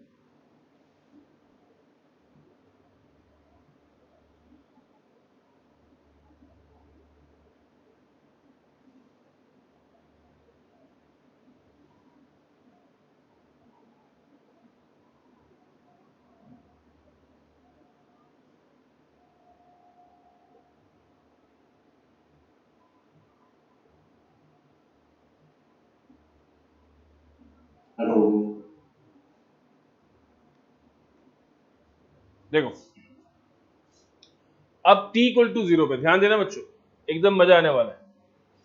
t इक्वल टू 0 पे जहां जहां कैपेसिटर होगा वो हमें नजर नहीं आना चाहिए, तो एक तो ये नजर नहीं आएगा हमें कमबख्त, और दूसरा ये भी नजर नहीं आएगा, है ना। मैंने आपको यही पढ़ाया कि ये ऐसा बिहेव करेगा, ये ऐसा बिहेव करेगा। ध्यान देना बच्चों, ध्यान देना, गलती कहां पे हुई होगी, गलती को पकड़ो, गलती हुई आपसे मुझे पता है, कहां पे हुई होगी ये देखो। आपको पता ना कि करंट के पास अगर जीरो रेजिस्टेंस पाथ आ जाए तो करंट हमेशा वहां से फ्लो कर जाता है, बाकी रेजिस्टेंस में करंट नहीं आता। अगर थोड़ी बहुत ठीक ठाक तरीके से अगर पढ़ाई की होगी तो भाई आपने देखो अब यहाँ पे कुछ गड़बड़ मारा होगा, अब ये करंट यहाँ से सीधा ऐसे आएगा और यहां से भी सीधा ऐसे चला जाएगा, इन दोनों रेजिस्टेंस में करंट नहीं आएगा। Current always follows zero resistance path, ठीक है ना। ऐसे भी हम बोल सकते हैं कि सर्किट यहाँ पे शॉर्ट हो जाएगा, यहाँ और यहाँ का पोटेंशियल सेम हो जाएगा, क्योंकि एक कनेक्टिंग वायर है सिर्फ, तो ये पोटेंशियल डिफरेंस जीरो हो जाता है, आप ऐसे समझ जाओ। या फिर ये मान लो कि current follows zero resistance path, तो करंट जीरो रेजिस्टेंस पाथ से निकल जाता है, ना ऊपर करंट जाएगा ना नीचे जाएगा, यानी हमारे लिए R और R2 दोनों बर्बाद हो गए। तो ना हम R को लेंगे ना R2 को लेंगे, सीधा आंसर, और यही मिस्टेक आपसे हुआ होगा मुझे पता है। It's a common mistake, tension वाली बात नहीं है, बच्चे भूल जाते हैं ना यार, यू जस्ट स्टार्टेड। अब इसके बाद कोई न्यूमेरिकल ऐसा आएगा उसको फोड़ दोगे तुम, उसमें तुम्हें कोई दिक्कत नहीं आएगी।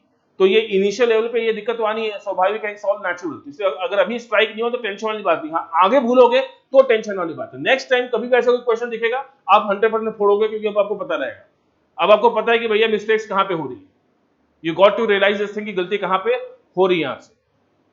देखो अब इन्फिनिटी की बात करते हैं ना, लगाते हैं यहाँ पे कैपेसिटर। तो भाई यहाँ पे आपका एक कैपेसिटर था, this is C2 and this was C1, कुछ ऐसा था ना। अब भाई ये t इक्वल टू इन्फिनिटी है, खुश हो जाओ। अब t इक्वल टू इन्फिनिटी पे जो कंबक्ट करंट होगा हमारा, वो करंट सीधा यहां से आएगा, सीधा ऐसे फ्लो करता हुआ, ऐसे करता हुआ, ऐसे करता हुआ, ऐसे वापस ऊपर जाएगा ही, ऊपर जाएगा नहीं। दोनों ब्रांच में भैया कैपेसिटर बैठा हुआ है, दोनों ब्रांच में कैपेसिटर बैठा हुआ है, दोनों कैपेसिटर कंबक्ट इन्फिनिटी पे हमेशा क्या होते हैं, कंप्लीटली चार्ज हो जाते हैं। तो यानी ऊपर दोनों वायर में करंट फ्लो नहीं करेगा, और जो फ्लो नहीं करेगा तो नेगी साहब फील्ड लेके हम बता सकते हैं कि R1 R2 दोनों यहाँ पे क्या है भाई, सीरीज में है। और अगर सीरीज में होगा तो करंट का आंसर आपको ये लिखने से कोई नहीं रोक सकता। So the answer is E upon R1 plus R2। ये सब भूल मत जाना, बहुत पिटाई करूंगा, बहुत सारी बातें पढ़नी है हमें 12th में, और आपको पहले ही बताया था मैंने कि book one is very very important. और ये सब जो बातें मैं आपको सिखा रहा हूं, it is not written there in a book, ये आप न्यूमेरिकल से ही सीखते हो। ये जो कॉन्सेप्ट्स आते हैं ये न्यूमेरिकल से ही आते हैं, ठीक है ना। हर टीचर का अपना पढ़ाने का तरीका अलग होता है, but this is how I develop the foundation, कि ताकि आपको दिक्कत ना हो कहीं पे भी, ठीक है ना। आगे चलते हैं। अब बेटा फर्दर हम बात करेंगे यहाँ पे। अभी तक तो चलो अब हम सिर्फ पैरेलल प्लेट कैपेसिटर की एनर्जी की बातें कर रहे थे, और थोड़ा सा मैंने आपको सिर्फ मतलब कैपेसिटर का ना एक बेसिक जेस्ट अभी दे दिया। हालांकि जब मैं सीरीज पैरेलल वायर कराता था वहां पे भी इसको मैं कराता हूं, बट स्टिल अभी समझा दिया कि ताकि क्लियरिटी अच्छे तरीके से रहे, आपको ये बात पता रहे कि भाई इन्फिनिटी पे कैपेसिटर कैसा बिहेव करेगा, t इक्वल टू 0 पे इसका बिहेवियर कैसा होगा, ठीक है। या कैपेसिटर प्लेट है, ड्यूरिंग चार्जिंग गैप में कौन सा करंट होता है, क्योंकि आज ही तो कल आपके दिमाग में बात आती है कि भाई ये गैप है तो गैप में करंट फ्लो कैसे कर रहा है। तो आपको इसलिए मैंने आपके सामने डिस्प्लेसमेंट करंट को भी इंट्रोड्यूस किया, ठीक है ना। अब ध्यान देना, अब हम यहां पे बात करेंगे बेटा energy density of a capacitor. हालांकि इसको पैरेलल प्लेट कैपेसिटर के लिए डिफाइन किया जाता है, of a parallel plate capacitor, लेकिन आप किसी भी कैपेसिटर के लिए इसको अप्लाई कर सकते हो। रादर कहीं पे भी इलेक्ट्रिक फील्ड हो तो वहां पे भी यूज कर सकते हो। पहले let's derive it and then will discuss more about it, ठीक है ना। देखो एनर्जी डेंसिटी, डेंसिटी एक ऐसा शब्द है जिसके आते ही हमारे दिमाग में भैया वॉल्यूम जैसा कुछ घूमना शुरू होता है कि यार कुछ वॉल्यूम होगा जरूर। अब क्योंकि हम यहाँ पे एनर्जी डेंसिटी बोल रहे हैं तो of course we can write this energy per unit volume. क्या लिखेंगे बच्चों, एनर्जी पर यूनिट वॉल्यूम। तो भाई एनर्जी हो गया डिवाइड बाय वॉल्यूम हो गया, ठीक है ना। अब क्योंकि हम ये डेरिवेशन पैरेलल प्लेट कैपेसिटर के लिए कर रहे हैं, भाई पैरेलल प्लेट कैपेसिटर यही होता है ना, ये दो प्लेट्स ऐसा लेते हैं हम, और generally we take it a square plate, तो भाई इसका एरिया ए हो गया, सेपरेशन डी हो गया। तो कैपेसिटर का वॉल्यूम क्या होगा भाई, अगर वॉल्यूम ऑफ कैपेसिटर डिफाइन किया जाए तो ये कोई भी डिफाइन कर लेगा भाई, area of a plate into separation से आपका वॉल्यूम आ गया, राइट। अब देखो ना यहां पे जो भाई ये U है, इस कंबक्ट को आप half CV square divide by A into D लिख सकते हो। तो ये हो गया भाई half CV square A into D. आगे अगर आप लिखना चाहो तो भाई इस C को आप लिख सकते हो epsilon naught A by D. V कंबक्ट यहाँ पे E इंटू डी होगा, इसको आप ऐसा लिख लो divide by A into D. तो देखो ये डी स्क्वायर कैंसिल, A से ये कैंसिल, तो भाई एनर्जी डेंसिटी जो आपके पास आ गया this is half epsilon not E square. तो कभी भी अगर आप एनर्जी डेंसिटी की बात करोगे तो जो एनर्जी डेंसिटी बेटा आपके पास आएगा वो हमेशा क्या होगा, half epsilon not E square. अब ध्यान से सुनो, निकाला तो हमने भाई इसको पैरेलल प्लेट कैपेसिटर के लिए था, लेकिन this is the energy density associated with electric field। किसी भी विसिनिटी में कहीं पे भी अगर इलेक्ट्रिक फील्ड है और विद इन दैट वॉल्यूम अगर आपको भाई एनर्जी डेंसिटी डिफाइन करनी हो तो दिस इज द फॉर्मूला। कहीं पे अगर पता है कि भाई ठीक है इस रूम में अभी मैं जहां पे पढ़ा रहा हूं यहाँ पे भाई एक इलेक्ट्रिक फील्ड, तो उस इलेक्ट्रिक फील्ड की वजह से यहाँ पे एनर्जी डेंसिटी क्या होगी वो आप स्मॉल यू से निकाल लोगे। और मुझे अगर इस रूम का वॉल्यूम पता है बेटा, अगर वॉल्यूम पता है मैं मल्टीप्लाई कर लूं वॉल्यूम से यहाँ पे, तो I can get energy associated due to electric field in this particular room. तो आप इस रूम की भी एनर्जी को आसानी से आइडेंटिफाई कर लोगे, तो उसमें भी आपको दिक्कत नहीं आएगी। तो इट्स जनरल फॉर्मूला, जनरल मतलब कहीं पे भी आप इस एनर्जी डेंसिटी के फॉर्मूले को यूज कर सकते हो। निकाला हमने पैरेलल प्लेट कैपेसिटर के लिए है क्योंकि सीबीसी में डेरिवेशन है तो हमें करना पड़ता है, लेकिन this is the general formula, general formula not only for capacitor. कहीं पे भी किसी भी विसिनिटी में अगर यूनिफॉर्म इलेक्ट्रिक फील्ड है तो आप इसको यूज कर सकते हो। Minded, field should be uniform, field should be uniform, uniform होना चाहिए। तो this is valid for uniform electric field. तो जहां पे भी एक विसिनिटी में इलेक्ट्रिक फील्ड यूनिफॉर्म हो और उस विसिनिटी का आपको, विसिनिटी मीन सराउंडिंग, तो जहां पे भी सराउंडिंग में नोन हो तो आप भाई वहां पे उस सराउंडिंग के लिए एक एनर्जी डेंसिटी को डिफाइन कर सकते हो। और अगर उस सराउंडिंग का वॉल्यूम भी नोन हो तो इसमें वॉल्यूम से मल्टीप्लाई करके आप एनर्जी एसोसिएटेड को आइडेंटिफाई कर सकते हो, energy associated due to electric field in that surrounding. Logic clear है बच्चों? ठीक है ना? तो हमने भाई energy stored in a capacitor पढ़ा, हमने energy density of a parallel plate capacity पढ़ लिया, this is the formula for capacitor. But मैंने आपको क्या बोला कि भाई जहां मर्जी अप्लाई कर लो, जहां मर्जी ठोक दो, कोई दिक्कत नहीं। जहां पे भी इलेक्ट्रिक फील्ड हो, इलेक्ट्रिक फील्ड यूनिफॉर्म हो, भाई दिस इज एप्लीकेबल, इसको अप्लाई करो, कोई दिक्कत नहीं, कोई परेशानी नहीं। बस field should be uniform, field सिर्फ यूनिफॉर्म होना चाहिए। ठीक है जी, चलो फटाफट ज्वाइन करो दोबारा, फटाफट फटाफट दोबारा रीज्वाइन कर लेना।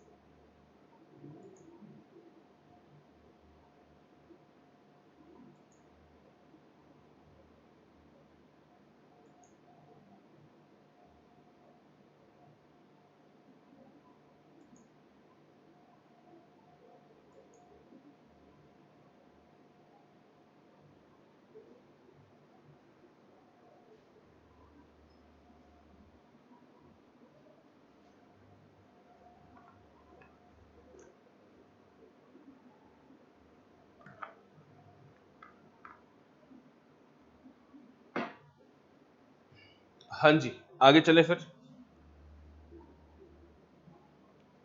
सो I hope the logic is very much clear till here, सबको समझ में सारी बातें आ गई होंगी। ठीक है ना? तो हमने बेटा टाइप्स ऑफ कैपेसिटर की शुरुआत की थी। ठीक है, पहले हमने स्फेरिकल कैपेसिटर पढ़ा, स्फेरिकल के बाद then we had a discussion about the what, parallel plate capacitor. अब before moving to the concentric spherical capacitor और cylindrical capacitor, I am going to discuss one more topic that is called redistribution of charge. तो हम यहाँ पे अब पहले redistribution of charge की बात करेंगे, आप ध्यान दीजिएगा। So will talk about redistribution of charge.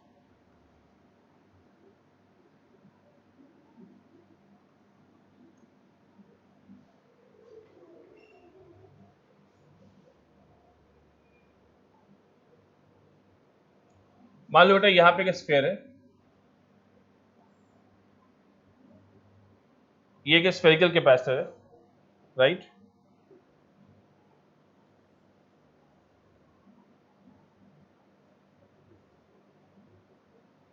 तो यहां पे दो अलग अलग स्फेरिकल कैपेसिटर है, एक छोटे साइज का, थोड़ा बड़ा साइज का, राइट। और मान लो इसका जो कैपेसिटेंस है वो C1 है और इसका जो इनिशियल पोटेंशियल है वो V1 है, इसका भी कैपेसिटेंस C2 है और इसका जो पोटेंशियल है वो V2 है, ठीक है ना। मान लो दोनों चार्ज थे तो ऑफ कोर्स दोनों का बेटा पोटेंशियल का वैल्यू तो एग्जिस्ट करेगा, ये ऑब्वियस सी बात है। And of course because since they are the isolated capacitors, ये आइसोलेटेड स्फेरिकल कैपेसिटर है, तो of course they are going to have some certain value of whatever capacitance. और मान लो कि यहाँ पे अगर हम इन दोनों का इंडिपेंडेंट इनिशियल चार्ज डिफाइन करें, तो देखो यहाँ पे जो इनिशियल चार्ज होगा बच्चे वो C1V1, कायदे से अगर हम लिखना चाहें तो आप यही लिखोगे ना कि charge on spherical capacitor 1 plus charge on spherical capacitor 2, this is what we can write. तो यहां पे भाई Q1 को आप C1 इंटू V1 लिख सकते हो। Q1 को हमने क्या लिखा, C1 into V1 plus Q2 को we can right C2 into V2, ऐसा लिख सकते हैं। So that is the initial charge we can have. तो ये आपका इनिशियल चार्ज हो गया। मान लो भाई कि यहां पे बाद में आपने क्या किया, लेट्स से कि भाई आपका ये कैपेसिटर, फिर आपने छोटा वाला कैपेसिटर और लिया, राइट। ये लिया आपने यहां पे। अब आपने भाई यहां पे क्या किया कि दोनों को ना एक वायर से ज्वाइन कर दिया, दोनों को वायर से ज्वाइन कर दिया। और आपको पता है कि whenever you connect two conductors through wire, तो राशि क्या होता है उस केस में, whenever you connect two conductors through a wire, अगर आप वायर से कनेक्ट करते हो तो what happens to the conductor, potential same हो जाता है, परफेक्ट।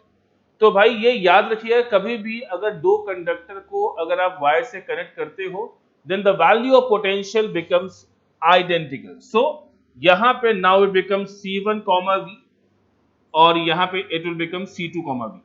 अब देखो ये अपने आप तो हुआ नहीं होगा भाई, पहले इसका C1 V1 इसका C2 V2, अब यहां पे क्या हो गया, C1 V और C2 V दोनों का पोटेंशियल सेम, दोनों के पोटेंशियल की वैल्यू सेम। ये अपने आप तो हुआ नहीं होगा, जाहिर सी बात है कि भाई इस वायर के थ्रू एक्सचेंज ऑफ चार्ज हुआ होगा। यानी लेट्स से अगर मैं एक एजम्पशन लेके चलूं तो मान लो कि जो V1 था वो V2 से ज्यादा था, फॉर एग्जांपल भाई पोटेंशियल इसका ज्यादा था उससे। अब इसका पोटेंशियल अगर उससे ज्यादा था तो क्या हुआ होगा, जो चार्ज भाई इस पे रहा होगा कुछ अमाउंट ऑफ चार्ज ट्रांसफर होकर इसके ऊपर आ गया होगा, तभी तो दोनों का पोटेंशियल कम हो गया। यानी क्या हुआ, बड़े वाले का पोटेंशियल पहले से कम हुआ होगा, छोटे वाले का ज्यादा हो गया और बाद में आकर दोनों का पोटेंशियल इक्वल हो गया होगा। यानी चार्ज का फ्लो यहां पे बच्चों तब तक मेंटेन रहेगा जब तक दोनों की पोटेंशियल की वैल्यू इक्वल ना हो जाए। लॉजिक क्लियर है, आया समझ में, कोई दिक्कत? देखो तो भाई यहां पे अगर हम बात कर लें तो जो फाइनल चार्ज होगा, देखो final charge this would be Q1 dash plus Q2 dash. आपको पता है बेटा कि चार्ज कंजर्व होता है और ऐसा बचपन में ऑलरेडी पढ़ चुके हो, चार्ज को लॉस होगा नहीं भाई, चार्ज जो इस पे था उस पे चला गया होगा, बट अल्टीमेटली जो total charge of a system होगा that will always remain conserved. यानी कहने का मतलब क्या हो गया भाई कि जो इनिशियल चार्ज होगा वो फाइनल चार्ज के इक्वल होगा। यानी C1 V1 plus C2 V2 is equal to C1 plus C2 और यहां से V कॉमन। यानी इन अ वे अगर यहां पे भाई पोटेंशियल को डिफाइन किया जाए तो देखो जो पोटेंशियल आपका बेटा यहां पे आएगा, अगर इसको हम डिफाइन कर ले तो ये V यहां से आ जाएगा, this is going to be a common value C1 V1 plus C2 V2 divide by C1 plus C2. So this is going to be the result. ये आपका रिजल्ट यहाँ से पोटेंशियल का आएगा. So this is how we can find a common value of potential. तो इस तरीके से हम यहाँ पे एक कॉमन वैल्यू को आसानी से निकाल सकते हैं. लिख लो.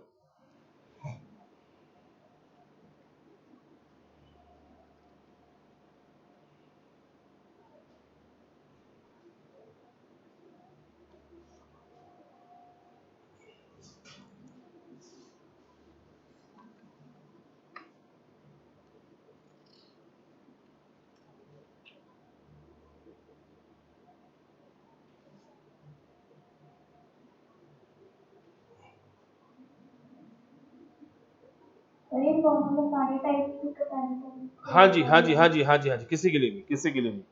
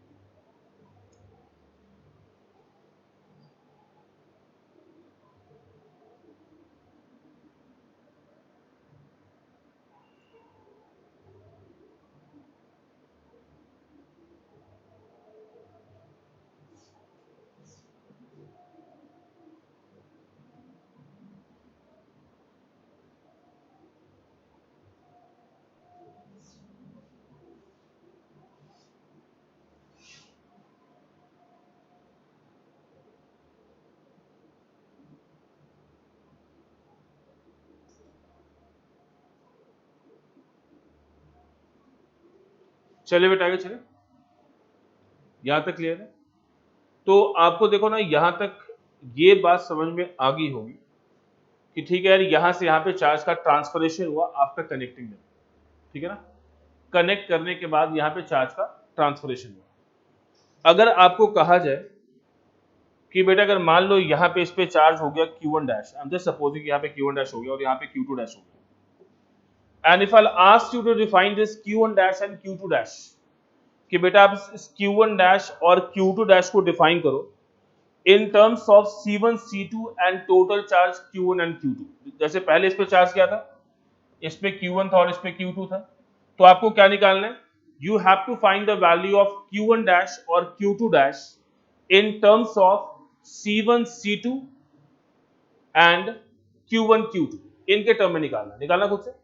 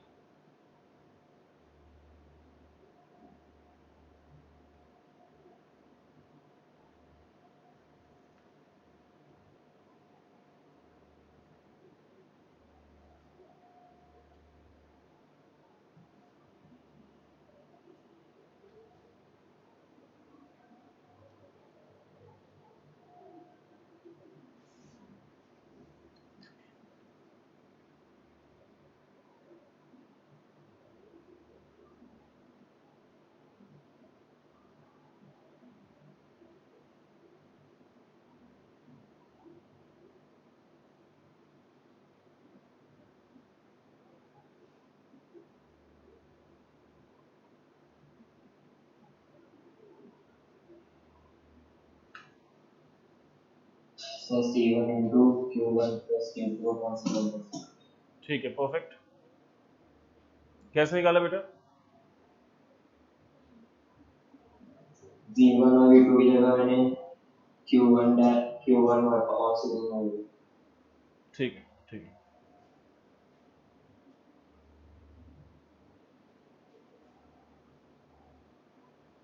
और V को क्या लिखा? कहाँ पर रिप्लेस किया तुमने? क्या? कहाँ पे, किस रिलेशन में रिप्लेस किया था? Q1 dash Q1 डैश में? yes sir. मतलब Q1 डैश को यू हैव रिटन कि ये C1 into V होगा, ये लिखा है ना? ये C1 into Q1 plus Q2 upon C1 plus मतलब इनिशियली तो यही लिखा था ना कि C1 into V होगा ये Q1 डैश, हाँ ये है। और फिर V को लिखा C1 V1 plus C2 V2 upon C1 plus C2, ये लिखा हाँ? yes sir. और फिर V1 V2 कैसे रिप्लेस किया? Q1 V2 को Q1 के जो Q1 का टैग है अच्छा, ठीक ठीक।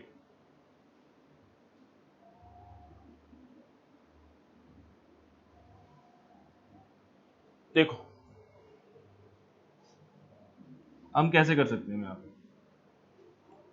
जैसे मान लो हमारे पास ये दो स्फीयर था कि भाई ये था और ये था, राइट? कनेक्ट करने के बाद हमने क्या देखा था? कनेक्ट करने के बाद बच्चे हमने यहाँ पे ये देखा कि भाई इसका चार्ज हो गया Q1 डैश और इसका हो गया Q2 dash. This is what we have seen, ये देखा था हमने, राइट? अब मेरी बात ध्यान से सुनना कि जो charge on a spherical capacitor होता है ना, that directly proportional to capacitance, ये हमेशा कैपेसिटेंस के डायरेक्टली प्रोपोर्शनल होता है, ठीक है? Charge on a spherical capacitor. तो एक तरीके से अगर आप लिखना चाहो तो Q1 dash by Q2 dash को we can write C1 by C2, right? इसको हम ऐसा भी लिख सकते हैं कि जो Q1 dash by Q2 dash होगा वो C1 बाई C2 के इक्वल होगा, राइट? और C1 को we can write 4 pi epsilon naught R1 divide by 4 pi epsilon naught R2, ये कैंसिल। तो एक तरीके से आप यहां पे ये भी लिख सकते हो कि Q1 dash Q2 dash C1 by C2 is equal to क्या होगा? R1 upon R2। तो ये एक तरीके से चार्ज का अपना रेशियो हो गया, और इस तरीके से इसको हम यहाँ पे डिफाइन कर सकते हैं, राइट? लेट्स से कि अगर बेटा मान लो Q1 dash divide by Q1 dash plus Q2 dash का रेशियो निकालना होता, सपोज अगर ऐसा रेशियो निकालना होता, तो इसका मतलब है कि जो हमारे पास रिजल्ट होता है वो क्या होता है भाई? उसको हम यही लिख पाते हैं ना कायदे से। अगर यहाँ पर हम लिखना चाहें इसको कि भाई मान लो ये Q1 dash upon Q1 plus Q2 dash का रेशियो से पूछा जा रहा है, मतलब चार्जेस का रेशियो अपने यहाँ पे ले लिया, तो यहाँ पे इसको हम क्या लिख सकते हैं कि भाई जो Q1 डैश था, तो Q1 डैश के टाइम पे कैपेसिटेंस आप क्या लोगे? C1, यही लोगे ना? या लेट्स से भाई ओल्ड पुराने चार्ज की हम बात कर लेते हैं, मान लो यहाँ पे, तो उससे ज्यादा आसानी से आंसर निकल जाएगा कि भाई इनिशियली चार्ज क्या था आपका? Q1 प्लस Q2, पहले सिस्टम का पूरा चार्ज और बाद का चार्ज एक सिस्टम के ऊपर, दैट इज Q1। तो अगर आप यहाँ पे भाई Q1 डैश की बात करोगे तो Q1 डैश के लिए आपको यहाँ पे C1 लिखना पड़ेगा, और अगर आप बात करोगे Q1 प्लस Q2 के लिए तो इसको आप यहाँ पे C1 प्लस C2 लिखना पड़ेगा। This is what the ratio is all about. यानी कायदे से अगर हम यहाँ पे Q1 डैश की बात कर लें तो Q1 डैश क्या आ गया बच्चों? तो दिस इज, हालांकि वो पोटेंशियल वाले मेथड से भी कर सकते हैं बट थोड़ा सा वो लंबा हो जाता है, तो this is C1 by C1 plus C2 into यहाँ पे क्या हो जाएगा? Q1 plus Q2। तो ये एक तरीके से आपका Q1 डैश आ गया। Q2 डैश भी यहाँ पे आप Q2 डैश ले लो तो यहाँ पे C2 आ जाएगा, तो you will be able to evaluate the whatever Q2 dash. अब मेरी बात ध्यान से सुनिए, अगर हम यहाँ पे C1 को 4 पाई एप्सिलॉन नॉट R1 लिख दे और यहाँ पे भी इसको 4 पाई एप्सिलॉन नॉट R1 और इसको 4 पाई एप्सिलॉन नॉट R2, तो यहाँ से ना कुछ रिलेशन मिलेगा आपको, that is Q1 dash equal to R1 upon R1 plus R2 और यहां पे आ जाएगा बेटा ये Q1 प्लस Q2। कुछ ऐसा मैंने बचपन में पढ़ाया था, कुछ याद आ रहा है क्या? ऐसा मैंने कुछ फॉर्मूला बचपन में लिखवाया था, बचपन अभी अभी गया आपका, कंडक्शन के अंदर पढ़ाया था। मैंने बोला था कि कंडक्शन में अगर दो आइडेंटिकल साइज के ऑब्जेक्ट होते जब आप टच करते हो तो चार्ज की हमेशा इक्वल शेयरिंग होगी, but what if the shape and size is different. तो दिख रहा है आपको, ये निकलवा दिया ना रिलेशन, यही रिलेशन बताया था ना कि भाई अगर दो अनआइडेंटिकल साइज के होंगे, जिनका रेडियस अलग होगा, तो भाई उस केस में आप टच करोगे तो चार्ज जब सेपरेट करो तो चार्ज ही आता है। ये फॉर्मूला मैंने उस टाइम पे लिखवाया था, ये उसका प्रूफ है, ये आप देख सकते हो, right. So this is the proof for that. तो जैसे Q1 डैश निकाला उसी तरीके से आप Q2 डैश को भी डिफाइन कर सकते हो, that is R2 upon R1 plus R2 into Q1 plus Q2। ठीक है जी, आगे चलते हैं। अब देखो हमने ये देख लिया यहाँ पे कि एक से चार्ज दूसरे के ऊपर जा रहा है, थ्रू वायर जा रहा है। आपको पता है कि भाई चार्ज का फ्लो जहां भी बनता है वहां पे करंट कंस्टिट्यूट होता है, ऐसा आप ऑलरेडी पढ़ चुके हो। Flow of charge always constitutes current, हमेशा करंट कंस्टिट्यूट करेगा, राइट। तो देखो जब बड़े वाले स्फीयर से छोटे वाले स्फीयर पे आपका चार्ज फ्लो हुआ तो वहां पे भी करंट फ्लो करेगा, और जब करंट फ्लो होगा तो वायर में थोड़े बहुत टाइम के लिए हीटिंग इफेक्ट भी आएगी, यानी there must be a loss of energy. तो इस प्रोसेस में जब चार्ज का इस तरीके से शेयरिंग होता है तो बेटा वहां पे हमेशा हम लॉस ऑफ एनर्जी की बात करते हैं। तो भाई हम यहां पे बात करेंगे calculation for loss of energy. तो अब हम यहां पे लॉस ऑफ एनर्जी की बात करेंगे, ध्यान देना। तो पहले हमारे पास दो स्फेरिकल कैपेसिटर थे, तो भाई it was half C1 V1 square plus half C2 V2 square, क्योंकि दोनों का पोटेंशियल अलग था, दोनों का कैपेसिटेंस अलग था। अगर आपसे एनर्जी की बात की जाएगी तो you must be writing half C1 V1 square plus half C2 V2 square. This is what we can write about initial energy. तो इस तरीके से हम यहाँ पे इनिशियल एनर्जी की बात कर सकते हैं, राइट। बाद में आपने देखा कि you have connected them through wire, आपने वायर के थ्रू उसको कनेक्ट कर लिया। जब वायर के थ्रू आप कनेक्ट करोगे तो उस केस में आपका जो वैल्यू ऑफ पोटेंशियल होगा वो सेम हो जाएगा। तो फाइनल पोटेंशियल एनर्जी जो आपको यहां पे मिलेगी, it is half C1 V square plus half C2 V square. This is what we can write. ये आपका पोटेंशियल एनर्जी आएगा बाद का भाई। C1 C2 will remain the same but the value of potential is same, you can see that.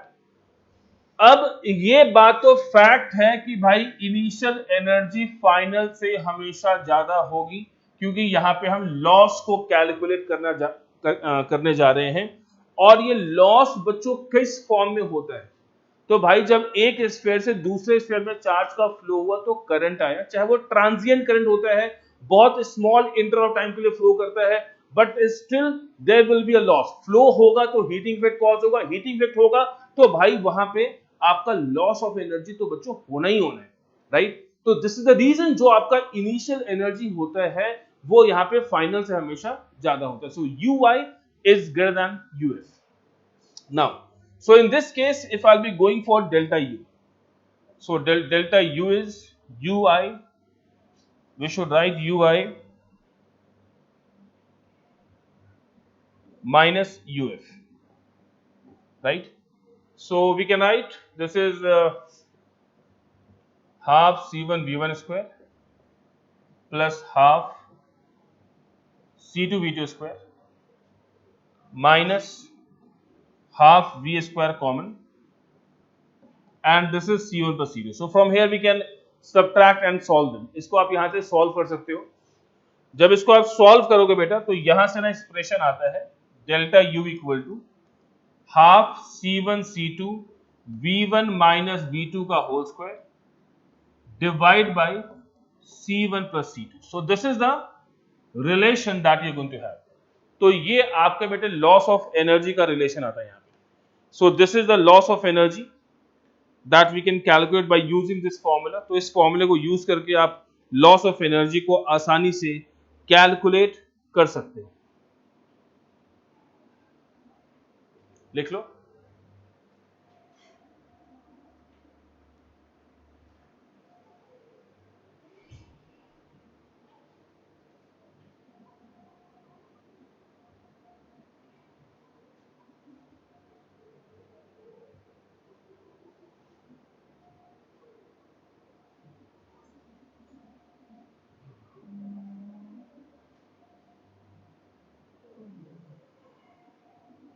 V1 minus V2 का whole square. हाँ जी,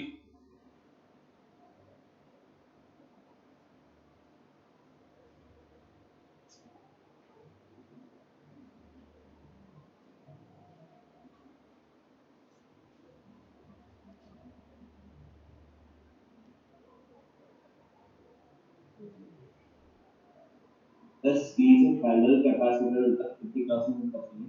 क्या बेटा? The series of parallel वाला 50,000 में करेंगे. कौन सी पैरेलल वाला क्या? The capacitor हाँ, series है. सीरीज और parallel. Yes sir. Series parallel कौन सा बेटा? नेक्स्ट क्लास से स्टार्ट होगा आपका।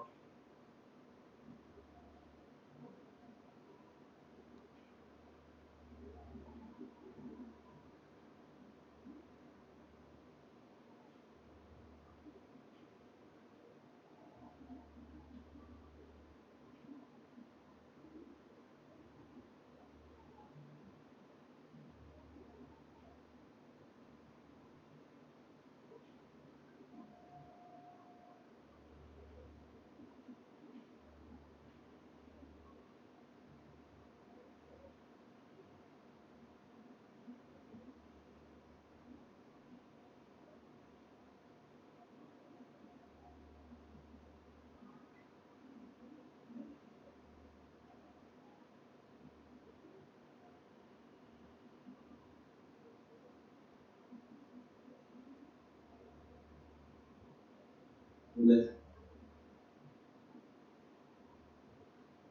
चलो आगे चलते हैं फिर।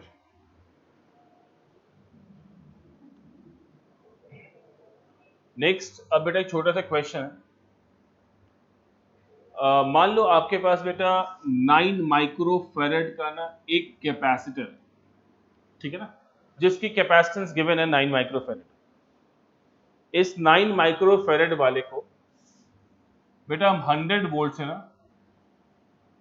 कंप्लीटली चार्ज करते हैं। We charge this 9 microfarad capacitor by the help of whatever 100 volt. इससे कंप्लीटली चार्ज करने के बाद हम क्या करते हैं, इसको ना इससे डिस्कनेक्ट करके एक और अनचार्ज 9 माइक्रोफैरेड के साथ इसको हम कनेक्ट कर देते हैं। Now both the capacitors are connected. पहले एक 9 माइक्रोफैरेड का हमारे पास कैपेसिटर था, उसको हमने 100 वोल्ट से कंप्लीटली चार्ज किया। चार्ज करने के बाद वापस हमने इसको इससे डिस्कनेक्ट किया और वापस एक अनचार्ज 9 माइक्रोफैरेड के साथ इसको हमने अटैच कर दिया। आपको बताना है कि इस प्रोसेस में जब दोनों को अटैच करोगे तो you will B attaining out a new value of potential. तो पोटेंशियल की दोनों पे कॉमन वैल्यू आपको मिलेगी, तो उस कॉमन वैल्यू का आंसर क्या होगा। एंड सेकेंडली, इस पूरे प्रोसेस में जो लॉस ऑफ एनर्जी होगा वो लॉस ऑफ एनर्जी कितनी होगी। So find the new value of potential and also find the loss of energy. निकालो।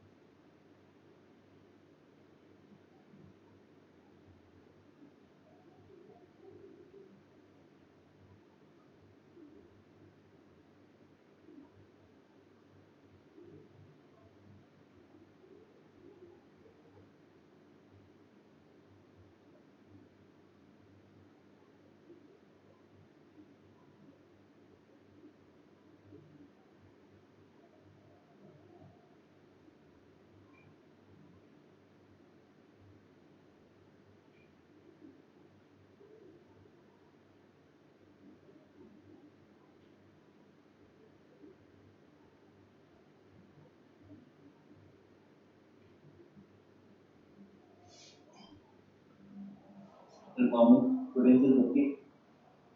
कॉमन पोटेंशियल क्या होगा, लॉस ऑफ एनर्जी, दोनों बताना।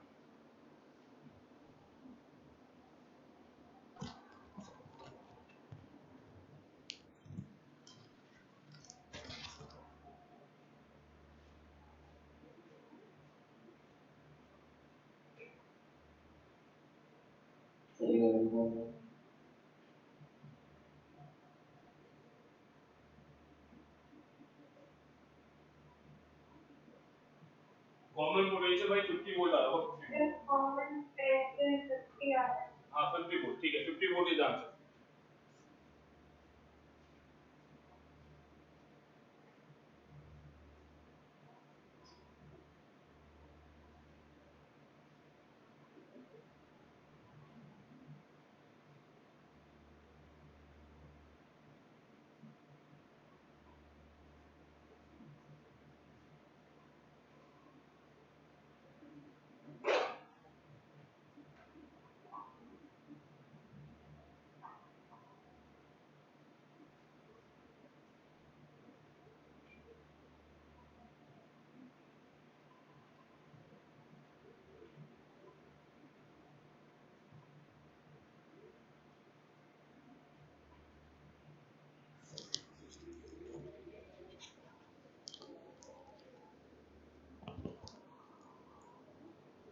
देखो ना, इन दिस केस जो इनिशियल चार्ज होगा, अगर बेसिक से भी मूव करें तो 9 माइक्रो फेरेड इंटू 100 होगा। बाद में फाइनल क्या होगा बच्चों, 9 into new value of potential plus 9 into new value of potential. And you know this की charge always remain conserve, charge आपका हमेशा कंजर्व होता है। तो दोनों को इक्वेट करो, मतलब कुछ याद ना भी हो तो बेसिक कॉन्सेप्ट से आप ऐसे मूव कर सकते हो। तो यहां से 9 micro farad into 100 is equal to 2 into 9 micro farad into V. तो ये 9 से 9 कैंसिल, तो वी यहां पे क्या आ जाएगा बच्चों, तो the answer for V is 50 volts. So 50 volt is going to be the answer. अब लॉस ऑफ एनर्जी निकालो अब।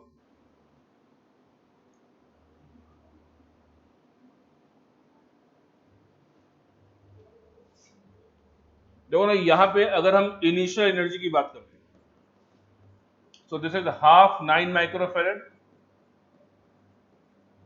इंटू 100 का स्क्वायर। और अगर हम बाद की बात करें,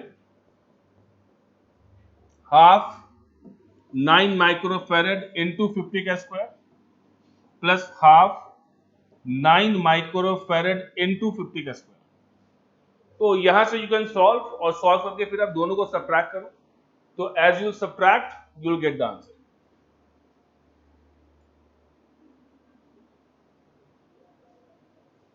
आगे चले।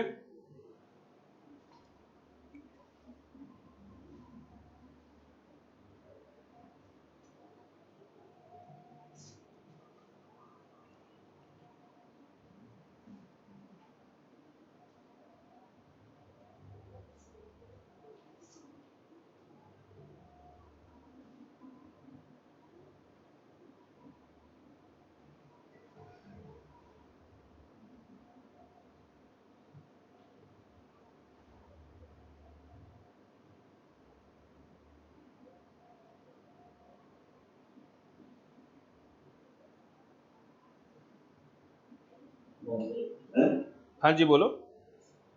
सर आपने एक रिलेशन लिखवा था ना पोटेंशियल एनर्जी का, मतलब change in potential energy. Sir एक और बात बताओ सर, वो मैंने शायद गलत किया है। Half C1 C2 V1 minus V2 का whole square upon C1 plus C2। ठीक है, आगे चलते हैं। देखो, now will talk about capacitance of concentric spherical capacitor.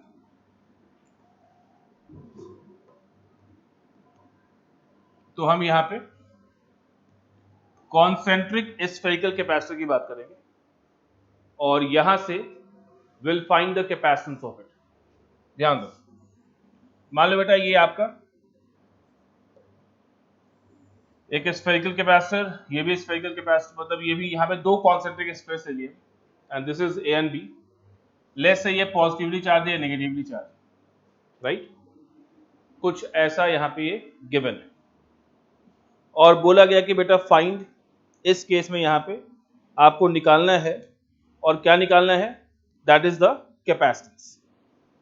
तो मान लो भाई इस पे अगर प्लस क्यू चार्ज है और इस पे माइनस क्यू चार्ज है, आपको पता है कि यहाँ पे जो पोटेंशियल डिफरेंस होता है वो सिर्फ इनर चार्ज पे डिपेंड करता है भाई।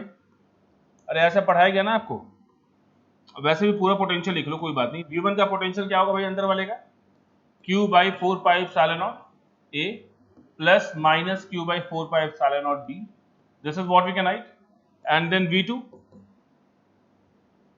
Q by 4 pi epsilon naught B, and then we should write minus Q by 4 pi epsilon naught B. This is what we can write. अब दोनों को सबट्रैक्ट करोगे तो यू गेट पोटेंशियल डिफरेंस, यही होगा। दोनों को सबट्रैक्ट करेंगे, जैसे सबट्रैक्ट करोगे भाई ये और ये खत्म, ये उड़ गया।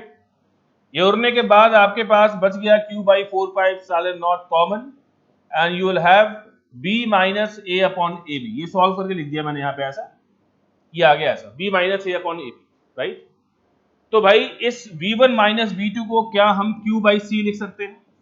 आप बोलोगे सर बिल्कुल लिख सकते हैं। और यहां से Q Q कम्बक्ट कैंसिल, यहां से Q Q कैंसिल। तो जैसे ही Q Q कैंसिल करोगे तो यहां से जो C की वैल्यू आएगी that is 4 pi epsilon naught AB divide by B minus A। So this is going to be the capacitance of concentric spherical capacitor. देखो कितने आसानी से निकाल लिया।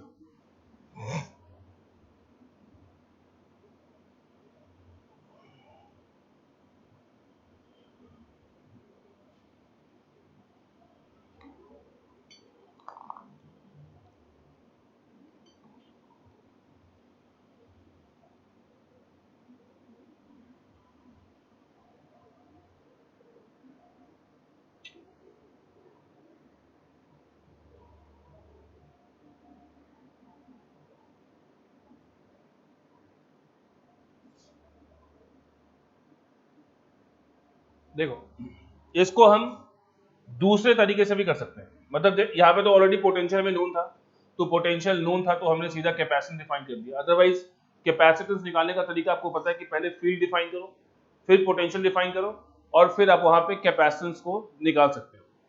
अगर यहाँ पे हम उस फंडे से चले तो कैसे डिफाइन करेंगे, ध्यान देना,